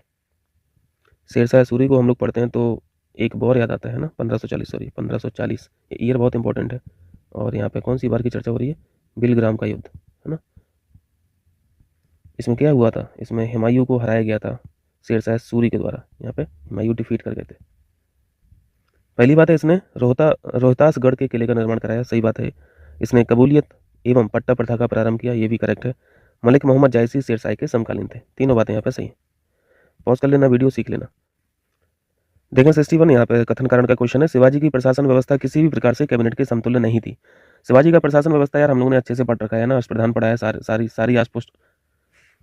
देखें 61, शिवाजी की प्रशासन व्यवस्था किसी भी प्रकार से कैबिनेट के समतुल्य नहीं थी। शिवाजी की प्रशासन व्यवस्था यार हम लोग कई बार कर चुके हैं टेस्टों में, है ना, बहुत अच्छे से हम लोगों ने सीखा है इसको। अष्टप्रधान हम लोग पढ़ते हैं इनकी प्रशासन व्यवस्था में, है ना, 8 मंत्री हुआ करते थे, अष्टप्रधान जिसे कहा जाता था। पेशवा याद आ रहा है, सुमंत याद आ रहा है, ये सारी पोस्टें थी, ठीक है, सबके अलग अलग काम थे। लेकिन आपको यहाँ पे ध्यान रखना है, ये कैबिनेट की जो तुलना कर रहे हैं, ये वर्तमान कैबिनेट से तुलना कर रहे हैं। तो आज की कैबिनेट में क्या देखते हैं? आज की कैबिनेट में तो भाई जो मिनिस्टर हैं वो प्रत्यक्ष रूप से डिसीजन ले सकते हैं, है ना, पॉलिसी मेकिंग पावर उनमें होती है, नीति को निर्धारित करते हैं। लेकिन ये जो अष्टप्रधान थी, ऐसा इसमें थोड़ी ना काम था, इनमें कोई डिसीजन मेकिंग पावर नहीं थी, इनमें कोई पॉलिसी मेकिंग पावर नहीं हुआ करती थी। ये सिर्फ क्या करते थे, ये परामर्श देते थे शिवाजी को, बस, ठीक है। और जो भी परामर्श अगर देते थे तो शिवाजी उसको माने नहीं माने, ये शिवाजी के मन की बात है, ये उनकी मर्जी थी, वो बाध्य नहीं थे मतलब। लेकिन वर्तमान कैबिनेट देखेंगे तो ऐसा कुछ सीन नहीं है। तो ये बात बिल्कुल सही लिखा है ना, कैबिनेट की समतुल्य नहीं थी, क्योंकि एक तरह से क्या थे, ये सचिव थे, ठीक है, सचिव की तरह काम करते थे अष्टप्रधान शिवाजी के लिए। कारण भी सही है, यहाँ पे ये ऑप्शन सही हो जाएगा। देखो 62, सर्वप्रथम लोक निर्माण विभाग की स्थापना किसके शासनकाल में की गई थी? आसान सा प्रश्न है, जल्दी से बता दीजिए, क्या हो जाएगा इसका आंसर? फिरोज शाह तुगलक। फिरोज शाह तुगलक को हम लोगों ने सीखा था ग्रेट कंस्ट्रक्टर, है ना, महान निर्माणकर्ता। अगर पूछा जाए कौन था, किसे कहा जाता था, तो फिरोज शाह तुगलक था, क्योंकि इसने तमाम ऐसे काम किए थे, इरिगेशन के लिए इसने काम किए थे, है ना, सराहें बनवाई थी, जलाशय बनाए थे, हॉस्पिटल्स बनवाए थे। और हम लोगों ने सीखा था कि इन्होंने 4 नगरों का भी निर्माण कराया था, पुराने क्वेश्चंस में सीखा था, जैसे फिरोजाबाद हुआ, इसके बाद फिरोज शाह कोटला हुआ, है ना, फतेहाबाद हुआ, जौनपुर हुआ, ये सब नगर थे। तो ये सारे काम PWD से जुड़े हुए हैं, ठीक है। 62 का डी हो जाएगा। लेकिन 63, मराठों के साथ होने वाले निम्नलिखित में से किस एक संधि को वारेन हेस्टिंग्स ने कागज का एक टुकड़ा मात्र कहा? ये कागज का एक टुकड़ा कहा गया पुरंदर की संधि को, ठीक है, पुरंदर की संधि को वारेन हेस्टिंग्स कागज का टुकड़ा बस मानता था। ईयर पूछा जाता है, ये सॉरी, पुरंदर की संधि 1776। एंग्लो मराठा वॉर सब सीखा हुआ है पहले टेस्ट में, एंग्लो मराठा वॉर। और इसी के पैरेलल में क्या चल रहे थे? एंग्लो मैसूर भी चल रहे थे, है ना। और इसी के पैरेलल में क्या चल रहे थे, इसी के पैरेलल में एंग्लो अफगान वॉर भी चल रहे थे। और क्या चल रहे थे, एंग्लो सिख वॉर भी चल रहे थे, है ना। चलिए यहाँ पे सी ऑप्शन राइट हो गया। 64 देखें, राज्यसभा का सभापति अपना त्यागपत्र किसे सौंपता है, राज्यसभा, अपर हाउस। जल्दी से बताइए कौन से आर्टिकल में। 3 आर्टिकल में आपको याद कराता हूँ, 79, 80 और 81। 79 में क्या है, संसद है। 80 में क्या है, राज्यसभा है। और 81 में क्या है, लोकसभा है। क्लियर, ये 3 आर्टिकल याद रखें। राज्यसभा का सभापति होता कौन है, ये वाइस प्रेसिडेंट होते हैं। तो वाइस प्रेसिडेंट अपना त्यागपत्र किसे सौंपेंगे, प्रेसिडेंट को सौंपेंगे, ठीक है। बी ऑप्शन यहाँ पे राइट है।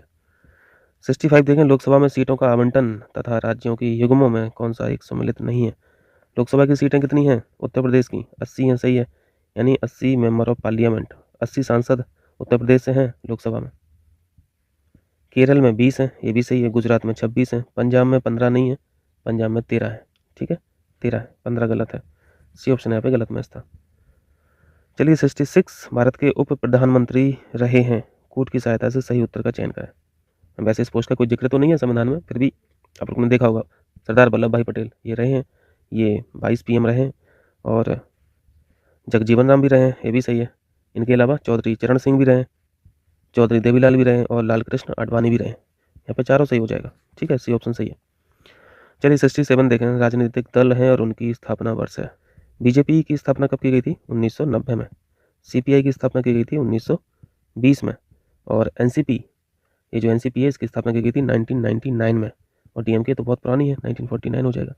कौन सा सही मैच आपको दिख रहा है, ये गलत मैच है, ये भी गलत मैच है, ये सही मैच है, और बीजेपी भी गलत मैच है। सही मैच हो जाएगा सी ऑप्शन, ठीक है। चलिए नेक्स्ट कीजिए। 68 है, भारत में संविधान संशोधन की शक्ति राष्ट्रपति को दी गई है। संविधान संशोधन की शक्ति किसके पास है भाई, संसद के पास है ना। आर्टिकल क्या पढ़ते हो, आर्टिकल 368। तो आर्टिकल 368 में संसद का जिक्र है संशोधन करने की शक्ति के रिगार्डिंग, राष्ट्रपति नहीं। आप अपना BR एक्ट खोलिए तो वहाँ पे आपको पार्लियामेंट दिख जाएगी। कारण में सही लिखा है, भाग 20 आर्टिकल 368 संविधान संशोधन से संबंधित है। ये गलत हो गया, आर सही है। ये गलत है, आर सही है। देखें 69, अस्थायी संक्रमणकालीन एवं विशेष प्रावधानों का वर्णन भारतीय संविधान के किस भाग में है। ये सबसे अंत में पढ़ते हो। ये जो टेम्पररी, ट्रांजिशनल और स्पेशल प्रोविजन है, ये मिलते हैं भाग नंबर 21 में, ठीक है। टोटल भाग कितने हैं, 22 हैं। तो डी ऑप्शन यहाँ पे सही है। और शेड्यूल कितने हैं, शेड्यूल अनुसूचियाँ ये 12 है। पहले 8 थी, बाद में 4 जोड़ा गया। 9वीं को बाद में जोड़ा गया, 10वीं को बाद में जोड़ा गया, 11वीं और 12वीं को बाद में जोड़ा गया। 9वीं क्या है, ये लैंड रिफॉर्म्स हैं, भूमि सुधार थे इसमें। 10वां क्या है, ये एंटी डिफेक्शन लॉ है। और 11 ये पंचायती राज है। 12वीं में ये नगर की सरकार है। यही है ना जो पढ़ते रहते हो, 1973 और 1973 लिख रहा हूँ, 73 कॉन्स्टिट्यूशनल अमेंडमेंट एक्ट, 74 ये 1992 की बात है। लागू वर्ष 1993 हो जाता है। देखिए 17वां भारतीय संविधान का अनुच्छेद 365 क्या उपबंधित करता है। अगर यहाँ तक नहीं पहुँच पा रहे तो आसपास पहुँच जाइए। 352 पे हम लोग पहुँच जाते हैं आसान से, है ना। 356 पहुँच जाते हैं और 360 पहुँच जाते हैं। ये क्या है, ये इमरजेंसी है ना, इमरजेंसी की प्रोविज़न है। नेशनल यहाँ पे इमरजेंसी है, यहाँ पे प्रेसिडेंट रूल है। और 360 में फाइनेंशियल इमरजेंसी है जो अभी तक लगी नहीं। तो आपने 356 देखा, 356 का उल्टा करेंगे तो क्या बन जाता है, 365 बन जाता है ना। 6 को 5 की जगह रख दो। तो 356 में प्रेसिडेंट रूल की चर्चा की गई है कि प्रेसिडेंट रूल लगेगा, लेकिन किस वजह से लगेगा, ये वजह लिखी है 365 में, ठीक है, याद रहेगा। चलिए तो यहाँ पे क्या हो जाएगा उत्तर, देखिए सी ऑप्शन, संघ द्वारा दिए गए निर्देशों का अनुपालन करने में या उनको प्रभावी करने में असफलता का प्रभाव। लेकिन इससे पहले आपको वजह जानना पड़ेगा कि वजह सिर्फ एक नहीं है, वजह एक से ज़्यादा है। एक तो आप यही पढ़ते हो, संवैधानिक तंत्र जो है वो विफल हो जा रहा है, तो 356 लग जाता है। लेकिन और भी यहाँ पे प्रोविजंस हैं 356 लगने के। जैसे सेंट्रल गवर्नमेंट अगर कोई डायरेक्शन देती है स्टेट गवर्नमेंट को और उनका कंप्लाइंस नहीं करती है, स्टेट गवर्नमेंट अनुपालन नहीं करती है या फिर उनको इफेक्टिव बनाने में असफल रहती है, तब भी तो यहाँ पे संवैधानिक तंत्र की विफलता माना जाएगा ना। तो ये सी ऑप्शन में ऐसा लिखा है। तो 365 में जो वजह लिखी है ये सेंट्रल के डायरेक्शन के रिगार्डिंग लिखी है, ठीक है। तो ये थोड़ा सा ध्यान रखना। चलिए 71, यदि समवर्ती सूची के किसी विषय को लेकर केंद्रीय कानून एवं राज्य कानून में संघर्ष की स्थिति आ जाए तो क्या होगा। समवर्ती सूची शेड्यूल नंबर 7वां, यहाँ पे क्या है, सेपरेशन ऑफ पावर है ना, शक्तियों का पृथक्करण है। शक्तियों का पृथक्करण से मतलब राज्य की अपनी शक्तियाँ, केंद्र की अलग हैं और दोनों एक साथ करना चाहते हैं तो वो शक्तियाँ अलग हैं। और ऐसी शक्तियाँ, ऐसी सूचियों को क्या बोलते हैं, यूनियन लिस्ट बोलते हैं, स्टेट लिस्ट बोलते हैं और कॉन्करेंट लिस्ट बोलते हैं। यूनियन लिस्ट में ऐसे प्रोविजंस हैं जिस पर सिर्फ और सिर्फ यूनियन लिस्ट यानी यूनियन काम करती है। स्टेट लिस्ट में ऐसे सब्जेक्ट हैं, ऐसे विषय हैं जिन पर स्टेट गवर्नमेंट काम करती है। और कॉन्करेंट लिस्ट में यहाँ पे कॉमन है, ठीक है, यहाँ पे कॉमन है। तो यही यहाँ पे पूछा गया है कि कोई सब्जेक्ट ऐसा है जिस पे कॉन्फ्लिक्ट हो गया है सेंट्रल गवर्नमेंट का और स्टेट गवर्नमेंट का, तब क्या होगा? कॉन्फ्लिक्ट होगा तो सीधा सीधा लिखा हुआ है संविधान में कि केंद्र सरकार जो करेगी वही सही है, ठीक है। केंद्र सरकार से मतलब है कि जो केंद्रीय कानून होगा वही यहाँ पे सुप्रीम माना जाएगा, केंद्रीय कानून को, राज्य के कानून को सुप्रीम नहीं माना जाएगा। तो यहाँ पे क्या हो जाएगा, ये ऑप्शन सही है, केंद्रीय कानून राज्य कानून पर प्रभावी होगा।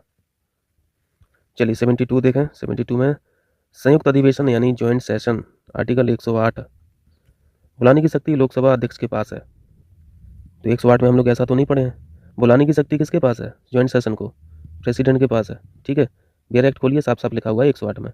और ये ज्वाइंट सेशन क्यों किया जाता है? ये तो बिल के ऊपर किया जाता है। बिल में अगर कोई असहमति हो रही है दोनों सदनों में, तो ज्वाइंट सेशन बुला लिया जाता है प्रेसिडेंट के द्वारा, दोनों सदन के लोगों को बिठा लिया जाता है, ठीक है, और बहुमत करा के निर्णय दे दिया जाता है। तो यहाँ पर लोकसभा अध्यक्ष की जगह प्रेसिडेंट होना चाहिए था, पहली बात गलत है। विधेयक एक सदन द्वारा स्वीकार किए जाने के बाद यदि 6 सप्ताह के अंदर दूसरे सदन द्वारा पारित नहीं किया जाता है तो संयुक्त अधिवेशन बुलाया जाता है। 6 सप्ताह नहीं यहाँ पे होना चाहिए, यहाँ पे 6 मंथ होना चाहिए, ठीक है। ये छोटी छोटी सी गलती होती है, ध्यान से पढ़ना है प्रश्न को, दोनों बातें यहाँ पे गलत हैं, ठीक है। सत्य कोई भी नहीं है, डी ऑप्शन यहाँ पे सही है। यहाँ पे प्रेसिडेंट की चर्चा हुई है तो जल्दी से रिकॉल कीजिए। 52 आर्टिकल, 53, इसके अलावा 54, फिर 57, 61, 72, 123, इसके पहले 108, इसके पहले 111 और फिर 143। यही है important articles regarding to president, है ना। 52 में क्या है, राष्ट्रपति होगा, भारत का एक राष्ट्रपति होगा। 53 में 2 आर्टिकल पढ़ते हैं, sub clause 1, sub clause 2। Sub clause 1 में यहाँ पे एग्जीक्यूटिव पावर होती है, प्रेसिडेंट में निहित होती हैं, और सब क्लॉज 2 में लिखा है यहाँ पे सुप्रीम कमांडर। 54 में इलेक्शन है, 57 में री इलेक्शन है, 61 में बताइए जल्दी से, पार्डनिंग पावर है, नहीं सॉरी इम्पीचमेंट है, प्रेसिडेंट का इम्पीचमेंट, महाभियोग जिसे बोलते हैं। 72 में पार्डनिंग पावर है, क्षमादान की शक्तियाँ हैं। 111 में वीटो पावर है। 108 में ज्वाइंट सेशन बुलाने की शक्ति है। 123 में ऑर्डिनेंस है ना। और 143 में सुप्रीम कोर्ट से अगर कुछ पूछना पाछना चाहता है राष्ट्रपति तो पूछ सकता है। कर लेंगे। चलिए 73, किसी मामले में एक उच्च न्यायालय द्वारा कानूनी कार्रवाई रोकने के लिए निम्न न्यायालय को कौन सा लेख जारी किया जाता है? High court. High court article बताएं जल्दी। 124 में सुप्रीम कोर्ट है, 2 को एक की जगह बैठाना होता है तो 214 बन जाता है, 214 में हाई कोर्ट से। रिट जारी करने की शक्ति सुप्रीम कोर्ट और हाई कोर्ट किसके पास ज़्यादा है? हाई कोर्ट के पास ज़्यादा है, रिट इशू करने की शक्ति, ठीक है। और ये किस आर्टिकल में है? 2 आर्टिकल याद रखने होते हैं, आर्टिकल 32 और आर्टिकल 226। आर्टिकल 32 के तहत सुप्रीम कोर्ट जारी करता है और आर्टिकल 226 के तहत रिट्स जो है वो हाई कोर्ट जारी करता है। यानी आपके फंडामेंटल राइट्स अगर वायलेट हो रहे हैं, है ना। कुल मिला के इसको ऐसे समझा करो सिंपल तरीके से, जो मुकदमे पढ़ते हैं ना वो आर्टिकल 226 के तहत ही पढ़ते हैं। आप हाई कोर्ट जा रहे हो, आपका कोई फंडामेंटल राइट वायलेट हुआ है, ठीक है, या आपकी ज़मीन पर किसी ने कब्जा कर लिया, तो आप जाओगे डिस्ट्रिक्ट कोर्ट, जाओगे फिर हाई कोर्ट आओगे। तो हाई कोर्ट डिस्ट्रिक्ट कोर्ट में जो रेट पढ़ रही हैं, जो आप मुकदमा डाल रहे हो, वो 226 के तहत ही पढ़ रही हैं, ठीक है। तो ये मतलब होता है रेट का। जो कहते हो ना कि भाई हमारा मुकदमा चल रहा है यार हाई कोर्ट में, तो यही समझ लो ये रेट चल रहा है, 226 के तहत आपने रेट डाली होगी। ये सब वकील के काम है, खैर आपको नहीं पता रहता है। तो ज़्यादातर जो मुकदमे देखेंगे आप 226 से ही देखेंगे। और भारत में रेट्स कितनी है? 5 प्रकार की रेट्स हम लोग पढ़ते हैं, है ना। जिसमें से एक रेट है हैबियस कॉर्पस, हिंदी में बोलते हैं बंदी प्रत्यक्षीकरण, और दूसरी रेट है परमादेश, तीसरी प्रतिषेध है, फिर उत्प्रेषण है, फिर अधिकार परीक्षा है। इंग्लिश में लिखना थोड़ा सा आसान रहेगा, तो मैं यहाँ पे लिख नहीं रहा हूँ, मैं नाम बोल दे रहा हूँ, ठीक है। हैबियस कॉर्पस है, इसके अलावा फिर मैंडेमस है, फिर प्रोहिबिशन है, फिर सर्सियोररी है, फिर क्यू वारंटो है। जिसमें से 2 रिट्स को मैंने बहुत अच्छे से समझाया है, दोनों में अंतर बताया, प्रोहिबिशन और सर्सियोररी, ठीक है। सर्सियोररी, प्रोहिबिशन का मतलब है प्रतिषेध और सर्सियोररी का मतलब है उत्प्रेषण। ये दोनों मिलते जुलते हैं लेकिन फ़र्क बहुत है, और इसको अच्छे से सीखा गया है पहले के टेस्ट सीरीज में। एक फंडामेंटल डिफरेंस जो है वो मैं बता दे रहा हूँ, वो वही क्वेश्चन पूछा गया है। जैसे डिस्ट्रिक्ट कोर्ट के पास मुकदमा चल रहा है, ठीक है, मुकदमा चल रहा है, पेंडिंग में है, डिसीजन नहीं हुआ है, डिस्ट्रिक्ट जज के द्वारा डिसीजन नहीं दिया गया है, निर्णय नहीं दिया गया है, पेंडिंग की स्थिति में है, तो इसकी कार्रवाई रोकने के लिए जो रिट इशू की जाती है इसको बोलते हैं प्रोहिबिशन, प्रतिषेध, क्लियर है। और उत्प्रेषण में ये जो अभी मुकदमा चल रहा है डिस्ट्रिक्ट कोर्ट में, डिस्ट्रिक्ट जज के द्वारा निर्णय दे दिया गया है, ठीक है, निर्णय दे दिया गया, तो जिस पर निर्णय दे दिया गया हो वो उत्प्रेषण है। उत्प्रेषण के थ्रू यहाँ पे डिस्ट्रिक्ट कोर्ट में या फिर लोअर कोर्ट्स में कुछ भी एक्टिविटी होगी हायर कोर्ट्स के द्वारा, और अगर मुकदमा पेंडिंग में है तो वो प्रतिषेध है। समझ में आया इतना? तो यहाँ पे देखो कार्रवाई रोकने के लिए यहाँ पे बोला गया है, तो यहाँ पे बी ऑप्शन राइट है। देखें 74 कथन में भारत अपने आंतरिक एवं बाह्य मामलों में किसी विदेशी सत्ता या शक्ति के अधीन नहीं है। बिल्कुल नहीं है, क्योंकि भाई हम सोवरेन है ना। पढ़ते हो ना प्रीएम्बल में, क्या पढ़ते हो? SSDR पढ़ते हो ना, SSDR। एस का मतलब सोवरेन, दूसरे एस का मतलब सेकुलर, तीसरे एस का मतलब जल्दी से बताएं सोशलिस्ट, डी का मतलब डेमोक्रेटिक, आर का मतलब रिपब्लिक। और इन 5 शब्दों में 3 शब्दों को बाद में जोड़ा गया था। किसको जोड़ा गया था? वो 3 शब्द कौन है? सीनियर सब इंस्पेक्टर है, SSI है, ठीक है। एक एस का मतलब यहाँ पे सोशलिस्ट है, दूसरे एस का मतलब यहाँ पे सेकुलर है, और आई का मतलब है इंटीग्रिटी। इन 3 शब्दों को बाद में जोड़ा गया था 1942 से, सॉरी 1942 नहीं, 42 कॉन्स्टिट्यूशनल अमेंडमेंट एक्ट से 1976 में। तो पहली बात तो सही है, ठीक है। सही का मतलब अधीन नहीं है, ये सही लिखा हुआ है। तो पहली बात सही है, ये सोवरेंटी की परिभाषा ही लिखी है। कारण में है भारतीय संविधान की उद्देशिका के अनुसार भारत एक संपूर्ण प्रभुत्व संपन्न राष्ट्र है। क्लियर है। सोवरेंटी का यही मतलब ही होता है, ठीक है, कि जो भी डिसीजन लेंगे वो हमारी सरकार लेगी, हमारे देश की सरकार है, हमारे देश का अलग संविधान है, और हम संविधान के अनुसार चलेंगे। हम किसी और देश के संविधान के अनुसार या फिर और देश की लीडिंग पावर के डिसीजन के अनुसार नहीं चलेंगे। दोनों बातें सही हैं यहाँ पे, ये ऑप्शन राइट हो जाएगा। 75 है, निवारक निरोध के अंतर्गत गिरफ्तार व्यक्ति को अधिकतम कितने दिनों तक निरुद्ध किया जा सकता है। फटाफट आर्टिकल पढ़िए, कौन सा आर्टिकल, जल्दी से रिकॉल कर लीजिए। 20 पढ़ लीजिए, 21 पढ़ लीजिए, 22 पढ़ लीजिए। और ये जो प्रिवेंशन डिटेंशन की बात की गई है, ये आर्टिकल 22 में है, ठीक है। ये आर्टिकल 22 में क्या लिखा, यही चीज़ लिखी है। गिरफ्तार व्यक्ति को अधिकतम 90 दिनों तक आप डिटेन कर सकते हैं। पुलिस डिटेन कर सकती है 90 दिनों तक बिना किसी पूछताछ के। अगर पुलिस को लगता है कि भैया आपकी एक्टिविटी ऐसी है कि आपको प्रिवेंट करना बहुत ज़रूरी है ना, आपको प्रिवेंट करना, आपकी एक्टिविटी को प्रिवेंट करना बहुत ज़रूरी है, नहीं तो समाज में आप तबाही मचा दोगे, तो वो 90 दिनों तक आपको बंदी भी रख सकती है। पर आर्टिकल 22 में और भी क्लॉज हैं, तो साथ में पढ़ लेना। बेयर एक्ट खोलिए तो पढ़ लीजिए, क्योंकि साथ में रिलीफ भी बताया गया है ना, कि इस चीज़ से रिलीफ कैसे दी जाएगी। मैं उसकी चर्चा नहीं करूँगा, ये आपका होमवर्क है। जल्दी से बताइए, यहाँ पे बी ऑप्शन राइट है। क्लियर है, याद रखना। 3 मंथ का मतलब 90 दिन हो गए। 76 देखें, राष्ट्रपति के चुनाव संबंधी विवादों का विनिश्चय किया जाता है। राष्ट्रपति का चुनाव आर्टिकल 54, आर्टिकल 57 में री इलेक्शन। ये तो ठीक है, ये आर्टिकल्स की बात हो गई। आर्टिकल 72 पढ़ा था ना आपने अभी, क्या पढ़ा था यहाँ पे, पार्डनिंग पावर, क्षमादान करने की शक्तियाँ हैं प्रेसिडेंट की। इससे एक आर्टिकल पीछे आ जाइए, आर्टिकल 71 पे आ जाइए।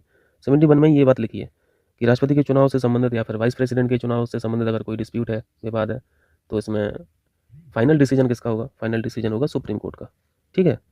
तो यहाँ पे बी ऑप्शन राइट है। 77, निम्नलिखित में से किस एक संवैधानिक संशोधन द्वारा अनुसूचित जाति एवं अनुसूचित जनजाति आयोग को पृथक पृथक कर दिया गया था। कितनी बार आपको बताया, कई बार बताया। पहले एक कॉमन कमीशन हुआ करता था, national commission for SC and ST, ठीक है। इसको फिर सेपरेट कर दिया गया। SC का अलग नेशनल कमीशन है, ST का अलग कमीशन है ना, और OBC का अलग नेशनल कमीशन है। ये तीनों के आर्टिकल भी डिस्कस किए थे।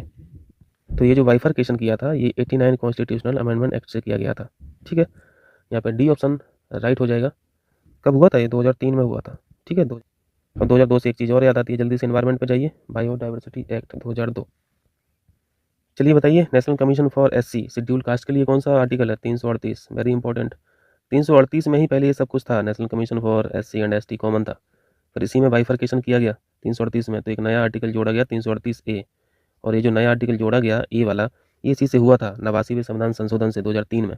तो 338A में क्या बिठा दिया, इसमें बिठा दिया नेशनल कमीशन फॉर ST, ठीक है, शेड्यूल ट्राइब बिठा दिया। तो याद रहेगा। OBC का आप लोग बताइए कौन सा आर्टिकल है, ये होमवर्क है आपका। 78 देखें, आसान सा क्वेश्चन है। मनी बिल किस में है, मनी बिल किस में पढ़ते हैं, मनी बिल 110 में पढ़ते हो। ये जो विनियोग अधिनियम लिखा हुआ है, ये अधिनियम नहीं होना चाहिए, यहाँ पे विधेयक होना चाहिए, है ना, बिल होना चाहिए। अधिनियम तो एक्ट हो गया, एप्रोप्रिएशन बोलते हैं इंग्लिश में। और ये 117 में है कि 114 में है, 114 में है, ठीक है। एप्रोप्रिएशन बिल का मतलब समझते हो। 114 में भैया गवर्नमेंट को सकती है, सेंट्रल गवर्नमेंट को सकती है कि पैसे के लिए सकती है, पैसा चाहिए ना खर्चे के लिए सरकार के। पैसा कहाँ से आता है, CFI से आता है, कंसोलिडेटेड फंड ऑफ इंडिया। तो CFI से जो भी पैसा विड्रॉ होता है सेंट्रल गवर्नमेंट को, ये आर्टिकल 114 के तहत होता है, उसी को बिल बोलते हैं, विनियोग विधेयक। तो जब ये विनियोग विधेयक पारित हो जाता है संसद के द्वारा, तो फिर CFI से फंड रिलीज कर दिया जाता है गवर्नमेंट को। क्लियर है। और ये जो वार्षिक वित्तीय विवरण यानी एनुअल फाइनेंशियल स्टेटमेंट है ना, AFS बोलते हैं, आम भाषा में बजट बोलते हैं। बजट का जिक्र कहाँ पे है, आर्टिकल 112 में, सॉरी हाँ 112 में। 117 भी याद रखना, बहुत इंपॉर्टेंट आर्टिकल है, इसको 110 के साथ पढ़ा जाता है, ठीक है। क्योंकि 110 में क्या है, मनी बिल है, मनी बिल है। मनी बिल से संबंधित 2-3 बातें आप लोगों ने पढ़ रखी हैं कि इसको इंट्रोड्यूस किया जाता है केवल और केवल लोकसभा में, ठीक है, राज्यसभा में इंट्रोड्यूस नहीं किया जाता है मनी बिल को। और यहाँ पे प्रायर रिकमेंडेशन भी चाहिए होती है प्रेसिडेंट की, ऐसी बातें लिखी हैं 117 में। तो जब भी 110 पढ़ा करें मनी बिल, तो साथ में 117 भी याद रख लिया करें, ठीक। मैं कुछ टेस्ट में यार 117 को एप्रोप्रिएशन बिल बता दिया था, तो माफ़ी चाहते हैं, ठीक है। 114 में है विनियोग विधेयक, 114 में है, तो इसको मिला लेना, ठीक है। ये मैच ऐच नहीं मैं करा रहा हूँ, इसको कर लेना, कोई दिक्कत नहीं है। देखा 79, भारत में वरीयता क्रम में निम्नलिखित पर विचार करें। फर्स्ट सिटीजन रहेंगे सबसे ऊपर, तो है ना, प्रेसिडेंट ही रहेंगे, तो इनका क्रम हो जाएगा पहला ठीक है। प्रेसिडेंट ऑप्शन में प्रेसिडेंट खैर है नहीं, तो ऑप्शन में तो वाइस प्रेसिडेंट देख रहे हैं, तो ये पहले स्थान पर हो जाएंगे। फिर CGI हो जाएंगे, ठीक है। इसके बाद फिर नीति आयोग के उपाध्यक्ष हो जाएंगे, नीति कमीशन लिख दे रहा हूँ। फिर लास्ट में राज्यसभा के उपसभापति, राज्यसभा के उपसभापति। तो ये घटना चक्र से देख लेना, ये वरीयता क्रम वाला एक अलग चैप्टर है, तो आपको क्लियर हो जाएगा सारी चीज़ें। तो यहाँ पे मिला लीजिए। अब पहले स्थान पर दूसरा नंबर आ जाएगा, तो एक ही ऑप्शन में है जो पहले लिखा है, ये ऑप्शन।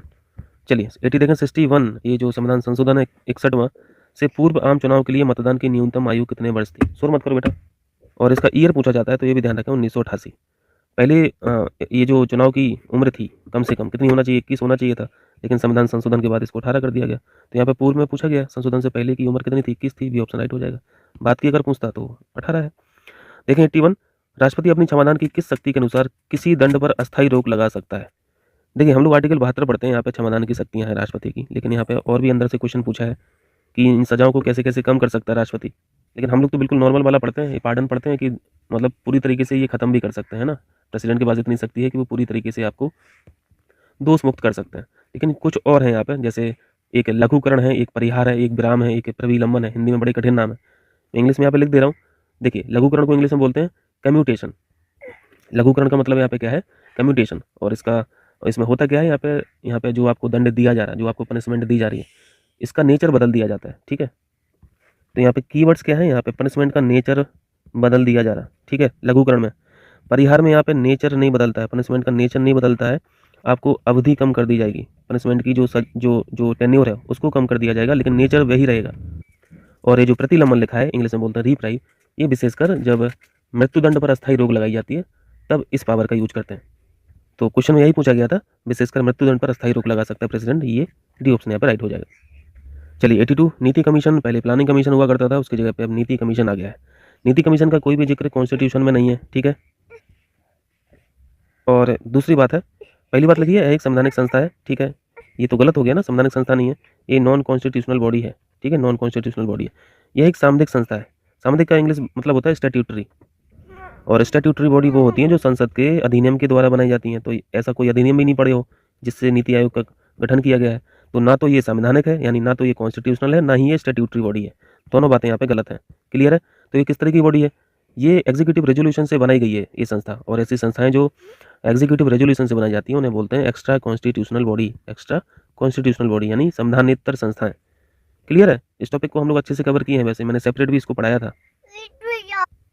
रुक जाओ बस थोड़ी देर और। देखें 83, 42वें संविधान संशोधन अधिनियम 1976 द्वारा कौन सा? देखें 83, 42वें संविधान संशोधन अधिनियम 1976 द्वारा निम्नलिखित में से कौन से नीति निर्देशक तत्व जोड़े गए थे? देखिए DPSP हम लोग पढ़ते हैं पार्ट नंबर 4 में, है ना। और आर्टिकल का डिस्ट्रीब्यूशन कहाँ से कहाँ तक है? 36 से 51 तक। और ये जो 42वां संविधान संशोधन था, इसे मिनी कॉन्स्टिट्यूशन भी बोला जाता है ना, क्योंकि बहुत सारे प्रोविजन इस संशोधन के माध्यम से डाले गए। देखिए पहला समान आचार संहिता लिखा है, ये यूनिफॉर्म सिविल कोड जो है ये किस आर्टिकल में है? आर्टिकल 44 में है। तो ये तो मूल संविधान में था, तो यहाँ पे एक तो हटा दीजिए, क्योंकि पहला हमें पता चल गया कि ये संविधान संशोधन के माध्यम से नहीं जुड़ा है। एक को हटाइए यहाँ पे, तो ये कैंसिल हो जाएगा, ये कैंसिल हो जाएगा, ठीक है। तो 50% रिजेक्शन हो गया है। दूसरी बात है शोषण से बच्चों एवं वयस्कों की सुरक्षा। पहले तो हमें ये देखना पड़ेगा कि किस आर्टिकल में है, और जब आर्टिकल पता चल जाता है तो कुछ हिंट भी रहती है हम लोगों के पास, उससे आइडिया लग जाता है कि ये संविधान संशोधन के माध्यम से आया था या फिर मूल संविधान में था। इस बात का जिक्र है 39F में, ठीक है, 39F में, और जिसमें ये सब क्लॉज जोड़े गए हैं, ठीक है। जैसे मूल आर्टिकल 39 लिखा हुआ है और 39A है या फिर B है या फिर C है, तो इसका मतलब ये है कि ये बाद में जोड़े गए हैं किसी न किसी संविधान संशोधन के माध्यम से। तो यहाँ पे भी सब क्लॉज है, तो ये भी 42वें संविधान संशोधन से जोड़ा गया। समान न्याय एवं निःशुल्क विधिक सहायता, ये जो फ्री लीगल एड है इसकी चर्चा होती है 39 काम है, ठीक है, 39 काम है। और उद्योगों के प्रबंधन में श्रमिकों की भागीदारी ये 43A में, ठीक है। 43 का बोल लीजिए या फिर ए बोल लीजिए, एक ही बात है। तो यहाँ से हम लोग को समझ में आया कि ये 3 आर्टिकल ऐसे हैं जो 42वें संविधान संशोधन से जोड़े गए। ये पूछा था यहाँ पे, तो 2, 3, 4 यहाँ पे करेक्ट आंसर हो जाएगा, ठीक। चलिए 84, नाइट्रोजन स्थिरीकरण में सहायक जीवाणु तथा उनकी फसलों में युग्मों में से कौन सा सही सुमेलित है? ये नाइट्रोजन फिक्सेशन बहुत इंपॉर्टेंट कॉन्सेप्ट होता है। प्लांट्स के पास जो नाइट्रोजन की सप्लाई हो रही है वो इसी प्रोसेस के माध्यम से होती है, ठीक है, नाइट्रोजन फिक्सेशन के द्वारा। और ये नाइट्रोजन फिक्सेशन करता कौन है? बैक्टीरिया करते हैं।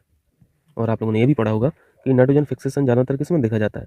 दलहनी फसलों में देखा जाता है ना, दलहनी फसलों में। जैसे सोयाबीन की जो फसल है इसमें जीवाणु काम करता है नाइट्रोजन फिक्सेशन के लिए, राइजोबियम जैपोनिकम, सही में चाहिए। जलीय फंड में एनाबिना एजोली काम करता है। लूसन में राइजोबियम मेलिलोती करता है। तो ये थोड़े से कठिन से नाम है ये बैक्टीरिया के, तो ये सब नाम कहाँ याद रहने वाले हैं ना, थोड़ा सा टफ क्वेश्चन है। तो कीजिएगा, याद करने की कोशिश कीजिएगा। 84 हो गया, 85 देखें, 85 में है यहाँ पे सूची 1 सूची 2 जाइलम मूल रोम फ्लूएम रंध्र है, ठीक है। जिसमें से सबसे आसान तो यही दिख रहा है हमें। जाइलम और फ्लूएम का काम क्या है? जाइलम से हम लोग क्या याद रखते हैं? जल याद रखते हैं, ठीक है। और फ्लूएम से क्या याद रखते हैं? फूड याद रखते हैं। तो ये जो जल है ये कहाँ से आ रहा? ये तो सॉइल से आ रहा है ना, मिट्टी से मिल जाता है। एब्जॉर्ब कौन करता है? एब्जॉर्ब प्लांट की जड़ें करती हैं, ठीक है, रूट्स करती हैं, ठीक है। यानी प्लांट्स के अंदर जो वाटर सप्लाई हो रही है वो जाइलम के द्वारा होती है। और अगर फूड की बात करें तो फूड कैसे बनता है प्लांट्स में? फोटोसिंथेसिस के द्वारा बनता है ना। फोटोसिंथेसिस कहाँ पे हो रहा है? ये पत्तियों में हो रहा है। कुछ प्लांट्स ऐसे भी होते हैं जिनके तने भी फोटोसिंथेसिस कर लेते हैं, जैसे आप लोगों ने मैंने पढ़ाया है इसको, कुछ कैम्प प्लांट होते हैं, कुछ C3 प्लांट होते हैं, कुछ C4 प्लांट होते हैं। ये फोटोसिंथेसिस के ये चरण होते हैं, ठीक है, ये पाथवे होते हैं, कैसे कैसे ये फोटोसिंथेसिस कैरी ऑन होता है हर प्लांट में। हर प्लांट में फोटोसिंथेसिस करने का तरीका अलग अलग होता है। तो एक चीज़ यहाँ से समझ में आ रही है कि ये जो फूड बन रहा है ये पत्तियों में बन रहा है, तने में भी बन जा रहा है, ठीक है। तो ये फूड बाकी प्लांट्स का जो भाग है उसमें भी तो सप्लाई होना जरूरी है ना। तो ये सप्लाई कौन कर रहा है? ये सप्लाई कर रहा है फ्लोएम, ठीक है, ये फ्लोएम कर रहा है। तो एक यहाँ से कंक्लूजन ये निकल के सामने आ रहा कि जाइलम जो है ये जड़ों में पाया जाता है, ठीक है। जाइलम ये जड़ों में पाया जा रहा है और तने में भी पाया जाता है। लेकिन आपको यहाँ पे फ्लोएम के बारे में क्या याद रखना है? फ्लोएम जड़ों में नहीं पाया जाता, क्लियर है, ये थोड़ा सा ध्यान रखना। तो यहाँ पे लगा लीजिए जाइलम का काम यहाँ पे जल का परिवहन हो जाएगा, फ्लोएम का काम यहाँ पे भोजन का परिवहन हो जाएगा, ट्रांसपोर्टेशन ऑफ फूड हो जाएगा। और ये जो रूट हेयर हैं, ठीक है, रूट हेयर ये जड़ों में ही रहते हैं, तो इनका काम हो जाएगा जल का अवशोषण, क्लियर है। इसमें कन्फ्यूज मत होना जाइलम और मूल रोम में। जाइलम के और अंदर घुसोगे तो आपको मूल रोम दिख जाएगा। और ये जो रंध्र हैं इसको इंग्लिश में बोलते हैं स्टोमेटा, ठीक है, स्टोमेटा। इनका काम क्या है? इनका काम है ट्रांसपरेशन। ट्रांसपरेशन यानी बातपोत सर्जन। पत्तियों में जो छोटे छोटे से होल्स होते हैं उन्हें रंध्र बोलते हैं, ठीक है। अभी मिला लेना, मैच करा लेना। देखें 86 विकिरण द्वारा ऊष्मा के स्थानांतरण के लिए किस माध्यम की आवश्यकता होती है? हीट को ट्रांसफर करने के 3 मोड पढ़ते हो ना आप। एक रेडिएशन होता है, दूसरा मीडियम जो है वो कन्वेक्शन होता है, और तीसरा मोड जो है वो कंडक्शन होता है। अगर हीट ट्रांसफर प्रोसेस में टेम्परेचर ज़्यादा है तो ये जो ट्रांसफ़र हो रहा है हीट का वो रेडिएशन प्रोसेस है, इसमें किसी मीडियम की ज़रूरत नहीं होती है। कंडक्शन का मतलब है कि देखिए ये पत्थर है या फिर ईंट है या फिर कुछ भी एक वस्तु है, ठीक है। एक कोने को आप गर्म कर रहे हैं, ठीक है, एक कोने को गर्म कर रहे हैं, तो ये धीरे धीरे पूरी वस्तु गर्म हो जा रही है, ठीक है, पूरी वस्तु गर्म हो जा रही है। तो ये गर्म कैसे हो रही है? इसी के अंदर इस वस्तु के जो पार्टिकल्स हैं यही हीट सप्लाई कर रहे हैं ना। तो ये कौन सा मीडियम हो गया? ये सॉलिड मीडियम हो गया। तो इस चीज़ को बोलते हैं कंडक्शन, ठीक है, इस चीज़ को बोलते हैं कंडक्शन। दूसरा एग्जाम्पल है, मान लो 2 वस्तु हैं, ठीक है, हमने पहली वस्तु को गर्म किया, पहली वस्तु को हमने गर्म किया, तो जब ये गर्म हो जाएगी तो धीरे धीरे दूसरी वस्तु भी गर्म होने लगेगी। लेकिन आप ये देख रहे होंगे कि बीच में गैप है ना, ये गैप है। तो ये गैप किसका है? ये तो एयर गैप है। तो यहाँ पे पहले एयर गर्म होगी, इस जो ये खाली स्थान है, इसके बाद ये फिर दूसरी वस्तु गर्म होना शुरू होगी। तो यहाँ से क्या समझ में आ रहा कि यहाँ पे जो मीडियम है ये एयर है ना। ये जो बीच में गैप था यहाँ पे जो एयर है ये पहले गर्म हो रही होगी, ठीक है, इसके बाद दूसरी वस्तु गर्म हो रही, तो यहाँ पे मीडियम क्या हुआ? एयर हुआ। इसको बोलते हैं कन्वेक्शन, ठीक है, इसको बोलते हैं कन्वेक्शन। कन्वेक्शन को हिंदी में बोलते हैं संवहन और कंडक्शन को हिंदी में बोलते हैं चालन। और रेडिएशन तो विकिरण समझते ही हो। और तीसरा यहाँ पे टाइप होता है विकिरण, ठीक है, रेडिएशन जो ट्रांसफर मोड है वो विकिरण होता है। विकिरण में किसी भी मोड की ज़रूरत नहीं है, सॉरी किसी भी मीडियम की ज़रूरत नहीं है। तो यहाँ पे डी ऑप्शन करेक्ट हो जाएगा। देखें 87, दाब एक अदिश राशि है, दाब की इकाई डाइन है। डाइन किसकी राशि होती है भाई? डाइन तो फोर्स की यूनिट होती है, लेकिन यहाँ पे दाब लिखा हुआ है। और फोर्स और प्रेशर ये दोनों अलग क्वांटिटी होती हैं, ठीक है, इनको सेम तो कह नहीं सकते हो। अगर आपको फोर्स और प्रेशर की डेफिनेशन पता है तो इसका आंसर निकल आएगा। फोर्स क्या चीज़ होती है? फोर्स किसी ऑब्जेक्ट पर लगाया गया पुल है, ठीक है, या फिर पुश है, ये होता है जिससे किसी ऑब्जेक्ट की डायरेक्शन में चेंज होता है या फिर मोशन में चेंज हो जाता है। तो यहाँ पे क्या देख रहे हैं? यहाँ पे मोशन डायरेक्शन का चेंज होना देख रहे हैं आप फोर्स में, या पुल और पुश कर रहे हैं। जबकि प्रेशर क्या होता है? पर यूनिट एरिया पर जो फोर्स लग रहा है ये प्रेशर होता है। तो यहाँ से क्या चीज़ समझ में आ रही है? ये प्रेशर एक तरीके से इंटेंसिटी है ना। तो पहली बात भी सही है, दूसरी बात भी सही है। अब इसका मतलब स्केलर होता है, स्केलर क्वांटिटी और वेक्टर क्वांटिटी पढ़े होंगे ना फिजिक्स में। यहाँ पे सी ऑप्शन सही है। देखें 88, कथन कारण अंतरिक्ष यात्री निर्वात में खड़े नहीं हो सकते। क्यों खड़े नहीं हो सकते? क्योंकि भैया ग्रेविटी आपको सपोर्ट ही नहीं करेगी, है ना, क्योंकि बहुत कम ग्रेविटी होती है। कारण में सही लिखा हुआ है, दोनों बातें यहाँ पे सही है। आसान सा प्रश्न था। कहाँ पहुँचे? 88 ना। चलिए 89 देखें। 89 है, मानव मस्तिष्क का कौन सा भाग ताप, पीड़ा तथा स्पर्श का बोध कराता है? ब्रेन का एक पार्ट हम लोग पढ़ते हैं थैलेमस, है ना, थैलेमस। थैलेमस ये ऑब्जर्व करता है टेम्परेचर को, पीड़ा को, पेन को और टच को, है ना, स्पर्श को। ये ऑप्शन यहाँ पे सही है। इमेज से सारे पार्ट्स आपको समझाए गए हैं, है ना, पुरानी टेस्ट सीरीज में। देखिए 90, निम्नलिखित आनुवांशिक रोगों में से किस एक में शरीर में हीमोग्लोबिन संश्लेषण की क्षमता नहीं होती है? यहाँ पे एक रोग का नाम लिखा है हीमोफीलिया, ये आनुवांशिक रोग है, ठीक है, इसको ब्लीडिंग डिसीज भी बोलते हैं। Bleeding disease. इसमें होता क्या है, आपका खून जो है ना क्लॉट नहीं करेगा, जमेगा नहीं, और जब ब्लड जमेगा नहीं तो ये निकलता रहेगा तो खून की कमी हो जाएगी बॉडी में और मर जाओगे। तो एक तरीके से बहुत बड़ा ये ब्लड डिसऑर्डर डिसीज है। और इसी तरीके से एक डिसीज़ का नाम और लिखा है थैलीसीमिया। ये भी एक ब्लड डिसऑर्डर ही है, ठीक है, ये भी एक ब्लड डिसऑर्डर ही है। बस इसमें फ़र्क जानना है दोनों में। ये फ़र्क इसमें क्या है, इसमें जो ऑक्सीजन कैरिंग प्रोटीन है जिसे हम लोग हीमोग्लोबिन बोलते हैं, हीमोग्लोबिन क्या है, ऑक्सीजन कैरी करने वाली प्रोटीन ही तो है। तो यहाँ पे आपकी बॉडी में ऑक्सीजन लेवल कम हो जाएगा, सॉरी आपके ब्लड में ऑक्सीजन लेवल कम हो जाएगा और साथ में आरबीसी जो है ये ड्रास्टिकली घट जाएंगी। ये थैलीसीमिया होता है। और इसमें कौन सा पार्ट अफेक्ट होता है, स्प्लीन के बारे में पढ़ते हैं हम लोग, है ना। स्प्लीन बहुत इनलार्ज कर जाती है, सूजन आ जाती है, बड़ी हो जाती है, और ये भी आनुवांशिक रोग है। क्लियर है। चलिए, तो यहाँ पे बी ऑप्शन राइट है, जो हीमोग्लोबिन का संश्लेषण नहीं कर पाता। 91 है, ए बी रक्त वर्ग के लोग सार्वभौमिक प्राप्तकर्ता होते हैं क्योंकि, है ना, ए बी ब्लड ग्रुप पढ़ते हैं उनको यूनिवर्सल रेसिपिएंट बोलते हैं। और इनमें क्या होता है, इनमें एंटीबॉडी तो नहीं होती हैं, दोनों की दोनों एंटीजन होती हैं, ठीक है, एंटीजन होती हैं। इस पर क्लिप पड़ी हुई है चैनल पर, ठीक है, उसको देखिएगा, पूरा ब्लड ग्रुप आपको क्लियर समझ में आ जाएगा, कौन किसको दे सकता है, कौन किसको नहीं दे सकता है, और क्यों दे सकता है, क्यों नहीं दे सकता है, इन सभी चीज़ों की चर्चा की गई, समझ में आ जाएगा। मैं यहाँ पर लिंक अटैच कर दूंगा, ठीक है, डिस्क्रिप्शन में डाल दूंगा, तो देख लीजिएगा। या फिर आप ब्लड ग्रुप सिविल एजुकेशन लिखेंगे सर्च में, तब भी आ जाएगा। 92 है, उत्तल लेंस उस पर पड़ने वाले प्रकाश को, उत्तल लेंस समझ रहे हो, उत्तल लेंस को इंग्लिश में क्या बोलते हैं। उत्तल लेंस का मतलब है यहाँ पे कॉन्वेक्स लेंस, ठीक है, और कॉन्वेक्स की प्रॉपर्टी क्या होती है, कन्वर्ज करने की, है ना, कन्वर्ज करने की। कन्वर्ज का मतलब है इनवर्ड, अंदर की तरफ मोड़ देती है प्रकाश की लाइट को। तो यहाँ पे क्या आंसर हो जाएगा, तो यहाँ पे इंग्लिश का ही सीखिए, कन्वर्जिंग, ठीक है, इंग्लिश वाली पीडीएफ में देखना है कन्वर्जिंग किसको बोला जा रहा है, ए ऑप्शन को कि बी ऑप्शन को, मुझे भी दिक्कत हो रही है हिंदी टर्म्स में। देखिए 93, कवक के बारे में बताइए। देखें पहले कुछ बेसिक फैक्ट देखिए, फंजाई जो है मोस्ट पॉपुलर किंगडम प्लांट की है, ठीक है, 3.8 मिलियन फंजाई की यहाँ पे वैरायटी है। सबसे अच्छा एग्जांपल हम लोग मशरूम पढ़ते हैं फंजाई का, ठीक है। मशरूम के बारे में एक बात और सीखिए आप यहाँ पे, मशरूम को अक्सर लोग बोला करते हैं ना कि ये मांसाहारी होता है, तो वो सही बोला करते हैं, शाकाहारी भी होते हैं, ये मांसाहारी भी होते हैं। अब ये क्या चीज़ है, मांसाहारी का मतलब ये है कि कुछ मशरूम की प्रजाति ऐसी हैं जो फ्लैश खाती हैं, ठीक है, मांस को खाती हैं, और कुछ नॉर्मल प्लांट्स हैं, ठीक है, ये सांस भी इंसान की तरह लेती हैं। और मोस्ट इंपॉर्टेंट फैक्ट है फंजाई के बारे में कि ये इनके पास कोई एनर्जी सोर्स नहीं है, ये फोटोसिंथेसिस नहीं कर पाती हैं, ठीक। और फोटोसिंथेसिस नहीं कर पाने की सबसे बड़ी वजह क्या होती है, बताइए जल्दी से, क्लोरोफिल, है ना, क्लोरोफिल नहीं पाया जाता फंजाई में, तो फोटोसिंथेसिस नहीं होता है, सिंपल। देखिए पहला है, कवक अपना भोजन मृत एवं अपघटित जैव पदार्थों से प्राप्त करते हैं, सही बात है, कवक में क्लोरोफिल नहीं पाया जाता। अच्छा, यहाँ पे लिखा है पाया जाता है, तो ये बात गलत है, नहीं पाया जाता। दूसरी बात यहाँ पे गलत है, यहाँ पे सही बताना था, सही केवल एक है, ये ऑप्शन सही हो जाएगा। क्लियर है। चलिए देखें 94, एक माता अपनी बेटी से 4 गुना बड़ी है और पिता अपनी बेटी से 5 गुना बड़े हैं। देखिए रीजनिंग के क्वेश्चन 10, 12, 15 क्वेश्चन आते हैं, तो इनको बिल्कुल भी हल्के में नहीं लीजिएगा, ठीक है, क्योंकि ये स्कोरिंग होता है, बहुत आसान आसान से प्रश्न होते हैं, तो इससे आप लीड कर सकते हो।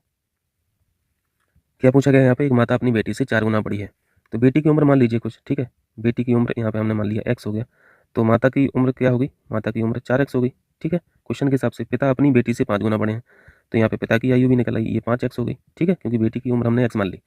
अब यहाँ पे आगे बढ़िए, माता और पिता की आयु का योग यानी 4x प्लस 5x 135 वर्ष है, इन्होंने ये बता दिया, तो यहाँ से x की वैल्यू हम लोग निकाल लेंगे, ये 9x हो गया 135 के बराबर, x हो गया, यहाँ पे 9 से भाग कर दीजिए, तो कितना बचा, 9 एकम 9, 4 बचा, फिर 9 पन्ना 45, x की वैल्यू आ गई 15, यानी बेटी की उम्र 15 हो गई, ठीक है। माता की उम्र 15 से गुना कर दीजिए, 15 चौका 60, और पिता की उम्र होगी 5 से गुना कर दीजिए, यहाँ पे 5x है ना, तो ये 5 × 15 हो जाएगा, तो हो गया 75।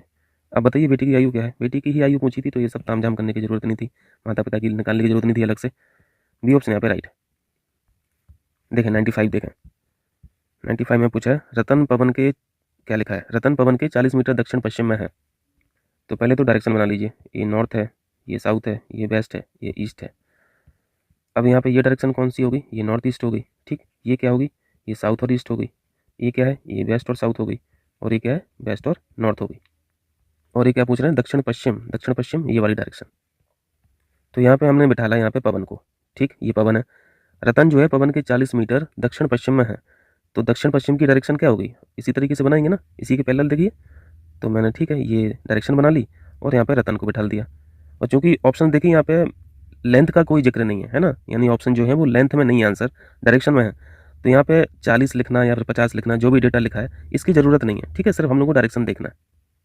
ये बताने का मतलब मेरा बस इतना है कि आपका जो फोकस रहेगा वो डायरेक्शन पर रहेगा, लेंथ पर नहीं रहेगा। अब आगे पढ़िए, यदि ललन ललन पवन के 40 मीटर दक्षिण पूर्व में है, कोई दिक्कत नहीं, पवन की डायरेक्शन हमें पता ही है, पवन ये है। अब ललन जो है वो 40 मीटर दक्षिण पूर्व में है, तो दक्षिण पूर्व क्या है, अब इस फिगर में देखिए, मैं यहाँ पे मार्क कर रहा हूँ, ये है दक्षिण पूर्व, ठीक है। तो इसी तरीके से बना लेंगे, ये ललन हो गए। अब यहाँ पे पूछा है ललन रतन के किस दिशा में है, तो लेंथ तो सेम ही थी है ना, 40-40 मीटर, यानी रतन और ललन जो है वो एक ही लाइन में रहेंगे, इतना हमें समझ में आता है। तो बता दीजिए, ये रतन है, ये ललन है, तो ललन जो है वो रतन के किस डायरेक्शन में है, ललन जो है वो रतन के ईस्ट में है, ठीक। डी ऑप्शन यहाँ पे सही हो गया, आसान से प्रश्न है। 96 है, यदि किसी निश्चित कोड में डेट को, ठीक है ये लिखा है, निम्नलिखित में से किस कोड को कम के लिए लिखा जाएगा। इनमें क्या करते हैं क्वेश्चंस में, सिंपल आपको ABCD लिखना है और देख लेना है। डेट को पकड़िए पहले, डी, डेट का जो डी है, ठीक है, ये चौथे स्थान पर है शुरुआत से, और डी को हम लोग यहाँ पे W से ऑब्जर्व कर रहे हैं, तो W की स्थिति पीछे से चौथी है, ठीक है, पीछे से चौथी है।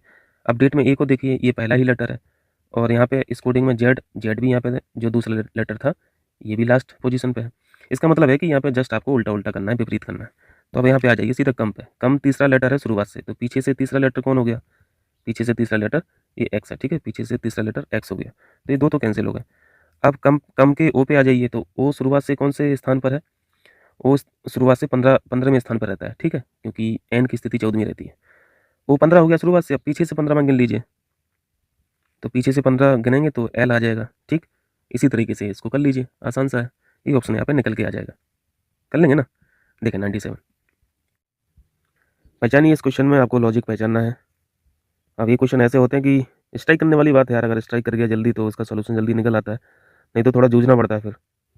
जैसे इस क्वेश्चन में इन्होंने क्या किया, ये जो लास्ट लेटर है कि इसको 3 से डिवाइड कर रहे हैं, ठीक है, इसी तरीके से 18 को 3 से डिवाइड कर रहा है और 24 को 3 से डिवाइड कर रहा है। डिवाइड करने पे जो संख्या आई उसका गुणा कर रहे हैं फिर ये दूसरे नंबर से, ठीक है, 17 से, तो 17 × 7 ये फिर 119 हो जाता है।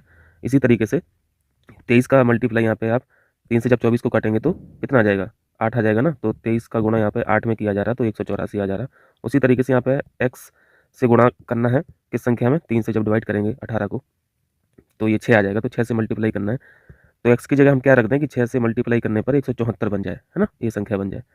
तो इस तरीके से ये सवाल हुआ है, तो यहाँ पे 29 आंसर हो जाएगा, ठीक है, करके देखिएगा तो निकल आएगा आंसर। देखिए 98 यहाँ पे रिलेशन, ब्लड रिलेशन का प्रश्न है। ए भाई है बी का, तो सेम जनरेशन हम लोग एक ही लाइन में लिखते हैं, ठीक है, ये ए हो गया, ये बी हो गया, और भाई यहाँ पे ए है, ठीक है, तो भाई से हमें समझ में आता है कि ये मेल हो गया, ठीक है, इसके बी के बारे में नहीं पता, ये बी मेल भी हो सकता है, फीमेल भी हो सकती है, यानी बी भाई भी हो सकता है, बहन भी हो सकती है, ठीक है, तो उसको लिखते नहीं है। सी पिता है ए का, तो यहाँ पे सी लिख लिया, यानी सी के बच्चे हमें समझ में आ गए, सी के बच्चे कौन है, ए है और बी है। फिर लिखा है डी भाई है ई का, तो इस फिगर में ए बी सी की चर्चा है, डी की तो है नहीं, ना ही ई की है, तो यहाँ पे जोड़ने में थोड़ी सी दिक्कत हो रही है, तो इसको अभी होल्ड कर दो। लास्ट में लिखा है ई पुत्री है बी का, या बी की होना चाहिए, है ना, ई पुत्री है बी की, कोई दिक्कत नहीं, बी की पुत्री कौन होगी, ई होगी। ये सब सवाल करने के तरीके सबके अलग अलग होते हैं, फिगर बनाने के तरीके अलग होते हैं, ठीक है। मैं सेम जनरेशन एक लाइन में लिखता हूँ, और ए बी के जो पेरेंट्स रहते हैं उनको ऊपर लिखता हूँ, और अगर ए बी के जो संतान रहती हैं उनको नीचे लिखता हूँ, जैसे इस फिगर में दिख रहा है। अब इस स्टेटमेंट को देखिए जो हम लोगों ने होल्ड किया था, ठीक है, डी भाई है ई का, तो यहाँ पे सेम जनरेशन की बात होगी ना, तो ई यहाँ पे ई और डी सेम लाइन में रहेंगे, और डी क्या है, भाई है, तो यहाँ से क्या कंक्लूजन निकल रहा है, सी के बच्चे कौन है, ए और बी हैं, और बी के बच्चे हैं ई और डी, है ना, ई और डी। प्रश्न में पूछा गया है डी का चाचा कौन है, डी ये बैठा हुआ है, डी के फादर तो बी हैं, चाचा कौन हो गए, ए हो जाएगा, ठीक है, चाचा कौन है, ए हो जाएगा। चलिए नेक्स्ट कीजिए, 99 है, उसे चुनिए जो अन्य 3 से भिन्न है, जोड़ है, घटाव है, गुणन है और भिन्न है। देखिए किसी संख्या को किन्हीं दो संख्या को जोड़ना, ठीक है, गुणा करना या फिर घटाव करना, ये तो ऑपरेशन है ना, मैथमेटिकल ऑपरेशंस है। जबकि ये भिन्न जो लिखा है, जैसे 1/2 ही लिखा है, तो ये कोई ऑपरेशन तो है नहीं, ये तो सिर्फ नंबर है ना, नंबर है, फ्रैक्शन नंबर है, तो यहाँ पे डी अलग हो गया, तो यहाँ पे डी अलग हो जाएगा, क्लियर है। चलिए 100 देखिए, 5 घड़ियाँ क्रमशः 3 4 5 3 4 5 6 और 7 सेकंड के अंतराल पर बजती हैं, किसी समय एक साथ बजने के कितनी देर बाद फिर एक साथ बजेंगी। ये जो एक साथ बजने वाली बात होती है, इसमें क्या किया जाता है, इसमें सिंपल एलसीएम लिया जाता है ना, ये क्वेश्चन कई बार किए होंगे आप लोग, और क्वेश्चन पूछता भी है PCSRO, ये घड़ी वाला क्वेश्चन, टाइम का क्वेश्चन पूछा जाता है। सिंपल इसका आप एलसीएम ले लीजिए, एलसीएम लेंगे तो ये 420 निकल के आएगा, क्योंकि सेकंड्स में है तो ये 420 क्या निकल रहे हैं, सेकंड्स निकल रहे हैं। उत्तर मिनट में दिया है तो इसको मिनट में निकाल लीजिए, 420 को 60 से डिवाइड कर दीजिए, तो ये मिनट्स में आ जाएगा उत्तर, 6 7 42, 7 मिनट यहाँ पे आंसर हो जाएगा, ठीक है, 7 मिनट बाद वो एक साथ बजेंगी। चलिए अच्छा 100 हो गया था ना, 101 देखिए। यदि 18 फरवरी 1997 को मंगलवार था तो 18 फरवरी 2000 को कौन सा दिन होगा? ये क्वेश्चन यूपी पीसीएस आरओ के लिए पैट क्वेश्चन है। अगर इस क्वेश्चन पे आपको दिक्कत होती है, वैसे आसान होते हैं, तो इस पर काम कर लीजिएगा, ठीक। 8-10 सवाल लगा लेंगे किसी बुक से, अगर रीजनिंग की कोई बुक है तो उससे देख लीजिए कैसे किए जाते हैं। वैसे मैंने तो कई बार बताया, पूरे पूरे सॉल्यूशन के साथ बताया है। एक क्वेश्चन मिलता ही है, यूपी पीसीएस सेट में भी मिल जाता है। और देखिए यहाँ पे तो चूंकि सेम तारीख पूछी गई है तो ये और आसान हो जाता है। 18 फरवरी 1997 को मंगलवार था, ठीक है, मंगलवार था। आपको बस एक एक ईयर जम करना है, क्योंकि तारीख सेम है ना, तो एक एक ईयर जम करेंगे तो एक दिन का फर्क आ जाता है। जैसे 18 फरवरी 1998 की बात करें तो 97 में मंगलवार था, आपको +1 कर देना है इसमें, तो ये मंगल से बुध हो जाएगा, ठीक। इसी तरीके से 1999 में सेम तारीख को 18 फरवरी को बुधवार +1 कर दीजिए तो ये बृहस्पति हो जाएगा, ठीक है।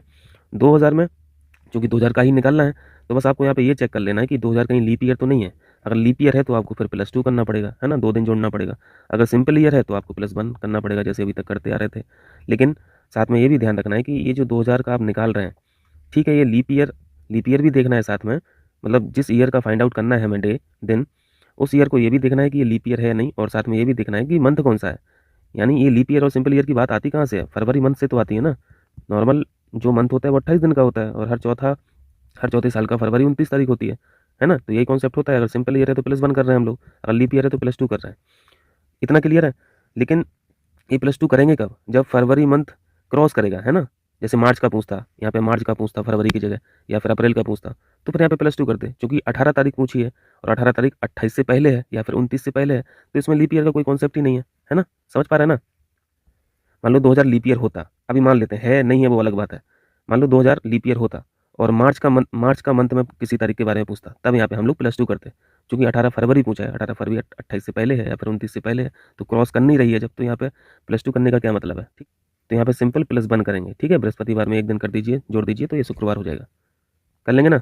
चलिए 102 देखिए, 3 से विभाज्य संख्याओं को छोड़कर 1 से 99 संख्याओं तक की गिनती में अंक 5 कितनी बार आएगा? 1 से 99 के बीच में देखना है। पहले तो ऐसी संख्याएं लिख लेते हैं हम लोग जिनमें 5 है। देखिए ऐसी संख्याएं 5 है, एक 15 है, 25 है, 35 है, 45 है, 50 है, इसी तरीके से लिख लिया सारा। चूँकि 50-51 वाली लाइन जो है पूरा रहेगा 59 तक। फिर 65 है, 75 है, 85 है, 95 है। ये तो टोटल संख्याएं होंगी 199 के बीच में जिनमें 5 आता है। अब 3 से विभाज्य संख्याओं को छोड़ना भी है, तो 3 से विभाज्य संख्याएं छोड़ दीजिए। तो एक तो 15 डिविजिबल है 3 से, तो इसको हटा दीजिए। एक फिर इसके बाद 45 डिविजिबल है, इसको भी हटाना है, ठीक है। 51 भी डिविजिबल है 3 से, इसको भी हटा दीजिए। इसके बाद फिर कौन सी संख्या है? 51 के बाद 54 भी डिविजिबल है, इसको भी हटा दिया। 57 भी डिविजिबल है, इसको भी हटा दिया। फिर इसके बाद 75 डिविजिबल है 3 से, तो इसको भी हटा दिया। तो टोटल संख्याएं कितनी थी? ये टोटल संख्याएं काउंट करेंगे आप, 1 2 3 4 5 6 7 8 9 10 11 12 13 14 15 16 17 18 19 संख्याएं थी, ठीक है। जिसमें से डिविजिबल बाय 3 जो है उनको हटाना है, यहाँ पे लिखा है ना छोड़ना है।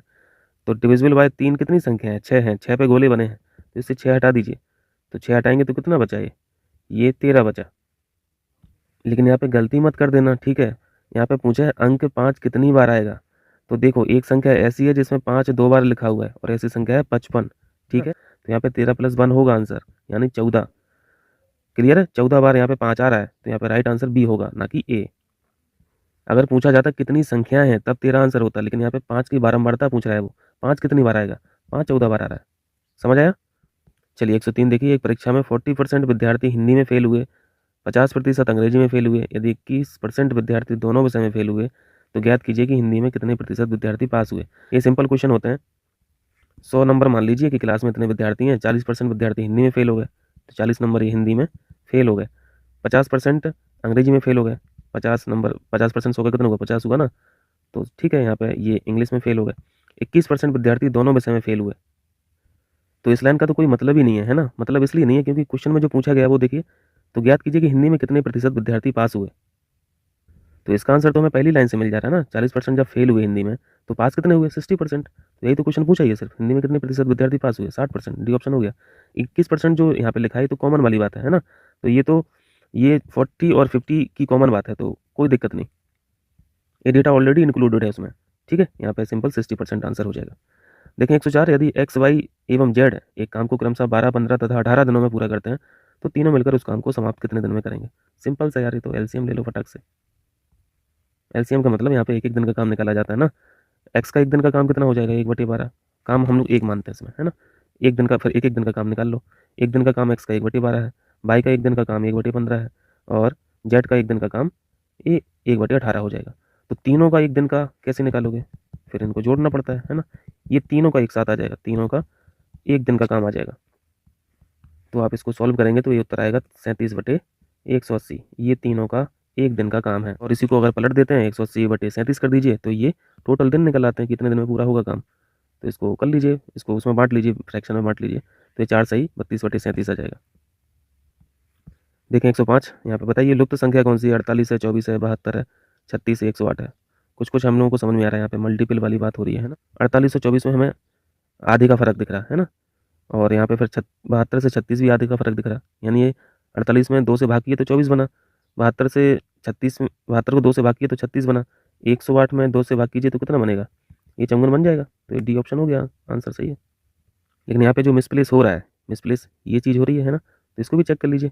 24 का गुणा 3 में कर दीजिए, 72 आ रहा है, ठीक है। 36 का गुणा 3 में कर दीजिए, ये 108 आ रहा है। यानी ये जो हम लोग सोच रहे हैं लॉजिक, ये सही है, ठीक है। चलिए, तो फिर इस लॉजिक का यूज़ तो हुआ नहीं। यूज होता अगर यहाँ पे चंगुल लिखा होता और फिर यहाँ पे क्वेश्चन मार्क लगा होता, तब जरूरत पड़ती है हमें मल्टीपल ऑफ 3 की, ठीक है। तब चंगुल से गुणा 3 में करते, तब वो संख्या बन के आ जाती। चलिए 106 देखिए, यदि किसी संख्या का 35% उसके 50% से 12 कम है, जैसा लिखा है वैसे लिखते जाइए। एक संख्या x मान लीजिए, किसी संख्या का x मान लिया हमने, किसी संख्या x का 35% ये बोल रहे हैं उसके 50% से 12 कम है। उसके मतलब x के 50% से 12 कम है, यही लिखा था ना। इसको सॉल्व कर लीजिए, तो इसको सॉल्व कर लीजिएगा, ठीक है। 15x बराबर ये 100 गुणा 12, यही हुआ। तो x बराबर 15 से नीचे भाग कर देना, फिर 5 से काट देना, 100 काट दिया 20 बार, ये 3 बार, 3 से 12 को काटा 4 बार, तो 20 को 80। सी ऑप्शन यहाँ पे राइट हो जाएगा। चलिए 107 देखें, निम्नलिखित में से किस एक लोकगीत का संबंध भगवान कृष्ण की उपासना के विभिन्न तरीकों से है। आसान सा प्रश्न है, रसिया करेक्ट आंसर हो जाएगा, ठीक है। ये प्रिवेलेंट कहाँ पे है, ये उत्तर प्रदेश ब्रजभूमि, ठीक। कजरी बहुत इंपॉर्टेंट, ये फोक डांस है कि फोक सॉन्ग है, फोक सॉन्ग है, ठीक, लोकगीत है। और ये सावन के महीने में महिलाओं द्वारा गाया जाता है, और ये जगह है मिर्ज़ापुर। ये मैचिंग में क्वेश्चन पूछता है। देखें 108, 108 में निम्नलिखित में से कौन सा एक मंदिर वाराणसी में स्थित नहीं है। भारत माता बहुत इंपॉर्टेंट है, ये तो कहाँ पे है, ये तो बनारस में ही है। विश्वनाथ मंदिर बनारस में है, ठीक है। संकट मोचन मंदिर बनारस में है। महापरिनिर्वाण मंदिर ये बताइए कहाँ पे है, ये तो कुशीनगर में है ना, ये कुशीनगर हो जाएगा। राइट आंसर सी ऑप्शन हो जाएगा। चलिए 109 देखिए, कथन कारण का यहाँ पे प्रश्न है। मैंग्रोव वन प्राकृतिक रक्षक कहे जाते हैं, और कारण में लिखा है ये रक्षक क्यों कहे जाते हैं। मैंग्रोव वन समुद्री तूफानों की प्रभाविता कम करके तटीय सुरक्षा प्रदान करते हैं, ठीक है।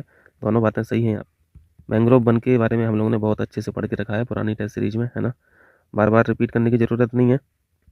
कुछ बातें मैं बता दे रहा हूँ कि इनको सॉल्ट टॉलरेंट प्लांट बोलते हैं, ठीक है। सॉल्ट टॉलरेंट यानी ये सॉल्ट से बड़े टॉलरेंट होते हैं, इनको बहुत ज़्यादा फर्क पड़ता नहीं है। दूसरी इंपॉर्टेंट क्या बात होती है इनमें, इनकी जो जड़ें होती हैं ये बायबीय होती हैं, ठीक है, एरियल होती हैं, बाहर निकली रहती हैं पानी से जड़ें। और ये जो जड़ें बाहर निकली रहती हैं यहीं से इनटेक होता है, ठीक है, रेस्पिरेशन होता है। चलिए 110 देखें, निम्नलिखित में से किस एक पर वायु प्रदूषण का सर्वाधिक प्रभाव पड़ता है। अच्छा क्वेश्चन है, बट बहुत बेसिक क्वेश्चन है, कई बार पूछा गया है इस प्रश्न को। लाइकेन के बारे में हम लोग पढ़ते हैं, ये इंडिकेटर होते हैं, है ना, ये इंडिकेटर भी होते हैं, ये बड़े सेंसिटिव होते हैं, और इनका स्ट्रक्चर, लाइफ स्ट्रक्चर जो है ना बड़ा कॉम्प्लेक्स टाइप का है, क्योंकि ये सिम्बायोटिक रिलेशन में रहते हैं ना, फंगस और एल्गी के। फंगस यानी कवक और एल्गी यानी शैवाल।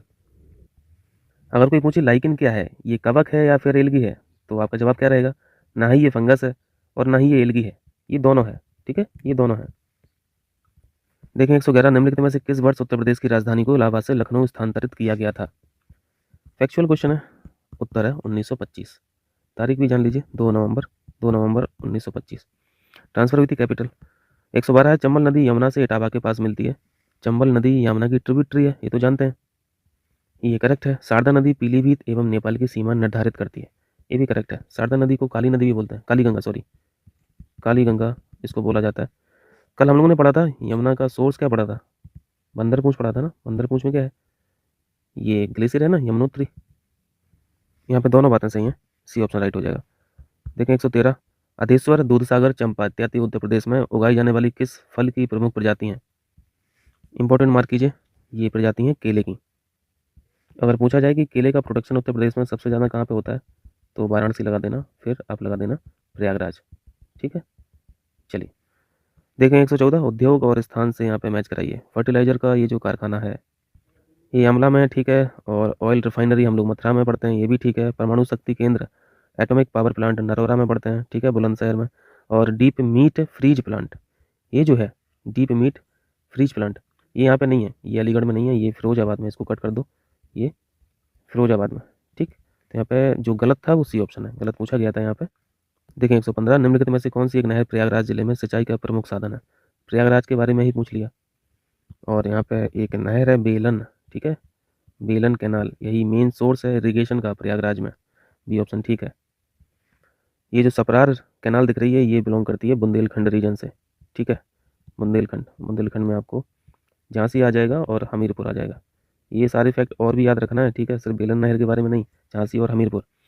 नगवा बांध ये इरिगेशन में हेल्प करती है मिर्ज़ापुर और सोनभद्र को, ठीक है, मिर्ज़ापुर और सोनभद्र। और केन नंबर ये भी पढ़ते रहते हो, केन बेतवा लिंक पढ़ते हो ना, बुंदेलखंड से बिलोंग करती है। और ये मेन सोर्स है इरिगेशन का बांदा का, ठीक है, बांदा डिस्ट्रिक्ट है। चलिए 116 देखें, क्षेत्रफल की दृष्टि से उत्तर प्रदेश का दूसरा सबसे बड़ा जिला कौन सा है।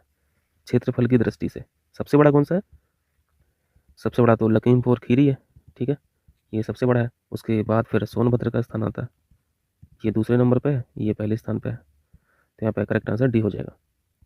तीसरा भी जाने रहिए सीतापुर, ठीक है, ये तीसरे नंबर पे है। 117 देखें, जिला और ओडीपी के तहत उत्पाद, वन डिस्ट्रिक्ट वन प्रोडक्ट के तहत ये जो उत्पाद सेलेक्ट किए गए हैं इनको चुनना है। बलिया से सिलेक्ट किया गया है बिंदी को, ये तो याद भी रहना चाहिए ना, बलिया बिंदी हो गया। आजमगढ़ ब्लैक पाटरी, ठीक है। अमरोहा से किसको सिलेक्ट किया गया, संगीत वाद्य यंत्र को। और बरेली तो फेमस ही है जरी के काम के लिए, तो इसको देख लेना, इंपॉर्टेंट क्वेश्चन है। देखें नेक्स्ट है 118 निम्नलिखित युग्मों में से कौन सा एक सही सुमेलित नहीं है। ये बताना ये टर्म्स किसने दिए थे, ठीक। यहाँ पे गहन यानी डीप इकोसिस्टम लिखा हुआ है, इकोसिस्टम लिखा हुआ है, और ये निसे लिखा हुआ है। सबसे सिंपल तो यही है, इकोसिस्टम जो पढ़ते हैं हम लोग टॉन्सले पढ़ते हैं, तो ये तो करेक्ट है। गहन पारिस्थितिकी ये अर्नी जनेज है, ये भी सही है। और पारिस्थितिकी निसे जो है ये ग्रीनेल है, इंपॉर्टेंट है। जबकि ये जो जी टेलर लिखा हुआ है ये गलत है, इनकी थ्योरी नहीं थी, अर्नेस्ट हैकेल की थी, ठीक है। तो यहाँ पे सी ऑप्शन गलत मैच है। देखें 119 एक व्यक्ति से दूसरे व्यक्ति तक रोगों को संचारित करने वाले जीव को क्या कहते हैं। अगेन इंपॉर्टेंट क्वेश्चन, इसको बोला जाता है बैक्टर, है ना, आप लोगों ने ये न्यूज़ में हम लोग पढ़ते रहते हैं। बैक्टर एक ऐसा माइक्रो ऑर्गेनिज्म, एक ऐसा छोटा सा जीव जो बीमारी को एक पर्सन से दूसरे पर्सन में ट्रांसमिट करता है, इसे बैक्टर बोला जाता है। 120 शहीद अशफाक उल्ला खां प्राणी उद्यान उत्तर प्रदेश के किस शहर में स्थित है। इंपॉर्टेंट क्वेश्चन है, गोरखपुर में, ठीक है। 121 जून 2023 में उत्तर प्रदेश के मुख्यमंत्री योगी आदित्यनाथ द्वारा थारू जनजाति संग्रहालय, सुपर इंपॉर्टेंट, पूछा जा चुका है, फिर से पूछे जाने की भी पूरी संभावना है। इसमें इस टेस्ट में सारे करंट अफेयर्स जून के हैं, ठीक है, जून मंथ के हैं, जून 2023। ये बताइए थारू जनजाति संग्रहालय बलरामपुर, ठीक, ये अच्छा क्वेश्चन है। 122 जून 2023 में किस देश की यात्रा के दौरान प्रधानमंत्री को उस देश के सर्वोच्च राजकीय सम्मान जिसका नाम है ऑर्डर ऑफ द नाइल से सम्मानित किया गया। तो नाइल से कुछ कुछ तो समझ में आ जाएगा, नाइल रिवर है, ठीक है, मिस्र लगा दीजिए। चलिए ब्लू नाइल और वाइट नाइल ये कहाँ पे मिलती हैं दोनों रिवर, ये कमेंट करके बताइएगा, ठीक है। चलिए 123 देखें, institute for economics and peace यानी IIP है ना, IIP द्वारा जारी वैश्विक शांति सूचकांक, इंपॉर्टेंट इंडेक्स होता है ये, वर्ल्ड पीस इंडेक्स 2022 में भारत का स्थान बताइए, बताइए कमेंट करके। करेक्ट आंसर है, मैं बता दे रहा हूँ, 126 में। 124 किस यूरोपीय देश की संसद ने समलैंगिकता को वैध बनाने वाला एक कानून जारी किया। जितने भी करंट अफेयर्स हैं टेस्ट सीरीज में ये सारे इंपॉर्टेंट होते हैं, ठीक है, क्योंकि टेस्ट सीरीज जो बनाते हैं कोचिंग इंस्टीट्यूट ये सिलेक्ट करके देते हैं आपको करंट अफेयर्स, तो जो बेस्ट रहता है वही कोशिश रहती है उन लोगों की, तो इनको अच्छे से देखना है, ठीक। समलैंगिकता को वैध बनाने वाला एक कानून जारी किया गया, किसके द्वारा, एस्टोनिया के द्वारा। इसका मतलब क्या है, सेम सेक्स, ठीक है, सेम सेक्स के जो व्यक्ति हैं वो आपस में शादी कर सकते हैं, मेल मेल से कर सकता है, फीमेल फीमेल से कर सकती है। चलिए 125 है जून 2023 में रक्षा मंत्री राजनाथ सिंह द्वारा निम्नलिखित में से किस देश को स्वदेश निर्मित मिसाइल कॉर्वेट का नाम ये बता रहे हैं, INS कृपाण, INS यानी इंडियन नेवल शिप उपहार में देने की घोषणा की गई है। मार्क कीजिए इसको, वियतनाम इसका करेक्ट आंसर है, ठीक है। चलिए 126 है विश्व आर्थिक मंच यानी वर्ल्ड इकोनॉमिक फोरम द्वारा gender gap report, very very important, gender gap report 2023 जारी की गई। सूची में भारत का स्थान बताएं। भारत का स्थान 127, 126 में अभी पढ़ा आपने पीस इंडेक्स में, ठीक है, शांति में। 127 आपने जस्ट पढ़ा ये जेंडर गैप में। ये किसके द्वारा जेंडर गैप रिपोर्ट किसके द्वारा जारी की जाती है? वर्ल्ड इकोनॉमिक फोरम के द्वारा, ठीक है। 2 क्वेश्चन इसमें बन गए। 127 है, पेट्री ऑर्पो ने जून 2023 में किस देश के नए प्रधानमंत्री के रूप में पदभार ग्रहण किया? फिनलैंड के प्रधानमंत्री बने हैं ये, ठीक है, पेट्री ऑर्पो। 128 निम्नलिखित में से कौन एशियाई चैंपियनशिप में पदक जीतने वाली भारत की पहली तलवारबाज बनी? एशियाई चैंपियनशिप में पदक जीतने वाली भारत की पहली तलवारबाज, बताइए इनका नाम। इनका नाम है भवानी देवी। 129 देखें, नए वैश्विक वित्त समझौते हेतु शिखर सम्मेलन का आयोजन कहाँ संपन्न हुआ? नए वैश्विक वित्त समझौते हेतु शिखर सम्मेलन का आयोजन ये किया गया है पेरिस में। 130 निम्नलिखित में से किन्हें उनके उत्कृष्ट योगदान हेतु जर्मन शांति पुरस्कार, ये इंपॉर्टेंट क्वेश्चन है, ठीक है, इसको मार्क करिए। इसका करेक्ट आंसर है सलमान रश्दी, ठीक है, जर्मन शांति पुरस्कार से सम्मानित किया गया उनको। 131 अटलांटिक महासागर में लापता किस पनडुब्बी में विस्फोट के कारण 5 यात्रियों की मृत्यु हो गई? सुपर इंपॉर्टेंट क्वेश्चन इस तरीके से पूछे ही जा रहे हैं आजकल, है ना, ट्रेजेडी जो हो रही है। इसका करेक्ट आंसर है टाइटन पनडुब्बी। अगर आप लोगों को ध्यान हो तो शायद कुछ साल पहले सुएज नहर में एक जहाज फंस गया था, है ना, उस जहाज का नाम पूछा गया था। तो ये उसी तरीके का क्वेश्चन है ना, तो इंपॉर्टेंट होते हैं। और ये जो जहाज था ये कई दिनों तक फंसा रहा था, है ना, लगभग 1 महीने तक फंसा रहा था, इस वजह से ये चर्चा में था, न्यूज़ में था उस समय पे, तो इसका नाम पूछा गया था। देखें 132 जून 2023 में मनाया गया अंतर्राष्ट्रीय योग दिवस की मुख्य विषय वस्तु। अब योग डे, योगा डे तो नहीं पूछेगा क्योंकि ये बहुत बेसिक हो गया है कि जून को मनाया जाता है ना, तो कोशिश रहती है एग्जामिनर की कि वो थीम पूछे। तो ये इंपॉर्टेंट क्वेश्चन है, बताएं इसकी थीम क्या है इस बार की जून 2023 की जो, और वसुदेव कुटुंबकम, ठीक है, बी ऑप्शन सही है। चलिए 133 निम्नलिखित में से किस देश ने संयुक्त राष्ट्र शैक्षिक वैज्ञानिक एवं सांस्कृतिक संगठन जिसे यूनेस्को बोलते हैं में पुनः शामिल होने का निर्णय लिया? ये भी महत्वपूर्ण क्वेश्चन है। इसका करेक्ट आंसर है संयुक्त राज्य अमेरिका, यूएसए, ठीक है। 134 इंटरसोलर यूरोप 2023 प्रदर्शनी का आयोजन कहाँ पे किया गया? पता है, इंटरसोलर यूरोप 2023 ये ऑर्गेनाइज किया गया म्यूनिख में, ठीक है, म्यूनिख जर्मनी।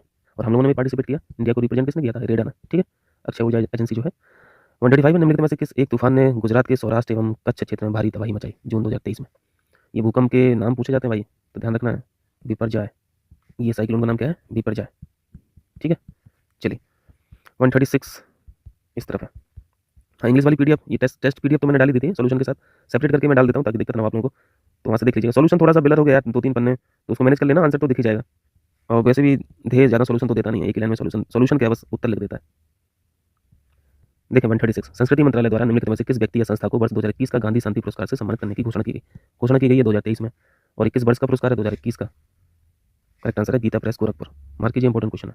इस बार गीता प्रेस गोरखपुर को 2021 का गांधी शांति पुरस्कार मिला। 137 केंद्र सरकार द्वारा जून 2023 में मणिपुर हिंसा की जांच हेतु, सुपर इंपॉर्टेंट, मणिपुर हिंसा की जांच हेतु किसी अध्यक्षता में एक 3 सदस्यीय न्यायिक आयोग का गठन किया गया है? ये है जस्टिस अजय लांबा, ठीक है, अजय लांबा। 138 जून 2023 में भारतीय नौसेना द्वारा वरुणास्त्र का सफल परीक्षण किया गया। ये क्या है? सबसे पहले तो इंडिजिनस है, स्वदेशी रूप से विकसित किया गया है, और ये टारपीडो है, ठीक है, टारपीडो है। कौन बनाया इसको? इसको बनाया भारत डायनामिक्स लिमिटेड, बीडीएल बनाया। ये क्वेश्चन आप पूछे नहीं जाते हैं, फिर भी हम लोग को देख के जाना ही होता है, क्योंकि कभी कभी पूछ लेता है। जैसे अभी कुछ सालों से तो ये बिल्कुल भी नहीं पूछ रहा है ओपन टेनिस के क्वेश्चन, क्योंकि ये 4 होते हैं, है ना, उनको सब रट के ही जाते हैं। सीक्वेंस भी हम लोग जानते हैं, सबसे पहले ऑस्ट्रेलिया होता है ना, साल में सबसे पहले ऑस्ट्रेलियन ओपन होता है, इसके बाद फ्रेंच होता है, इसके बाद फिर विंबलडन होता है इंग्लैंड में, ठीक है, और सबसे लास्ट में फिर साल के लास्ट में यूएसए ओपन होता है। ये पढ़ते हैं ना। दूसरे नंबर का होता है फ्रेंच ओपन, यहाँ पे जो विजेता है वो है नोवाक जोकोविच। चलिए 140 देखें, इस टेस्ट का लास्ट क्वेश्चन। निम्नलिखित में से किन 2 देशों के मध्य 21वीं सदी की आर्थिक साझेदारी हेतु अटलांटिक घोषणा की गई? वेरी वेरी इंपॉर्टेंट, अटलांटिक घोषणा, अटलांटिक डिक्लेरेशन, ये घोषणा की गई है यूएसए और यूके के द्वारा, ठीक है। पहले ऑप्शन से बचना है, ठीक है, वॉर चल रही है अभी, तो लगेगा हम लोग को यूएसए इजराइल का यहाँ पे हो सकता है, या फिर यूएसए यूक्रेन का हो सकता है, तो ये यूएसए और यूके के बीच का समझौता है, ठीक है, हो जाएगा। चलिए टेस्ट नंबर 6 हम लोगों ने पूरा कर लिया, टेस्ट नंबर 7 हम लोग करेंगे। मिलते हैं फिर टेस्ट नंबर 7 में। बढ़िया से रिवाइज करते रहिए, खूब मेहनत कीजिए और जल्दी से नौकरी में आइए।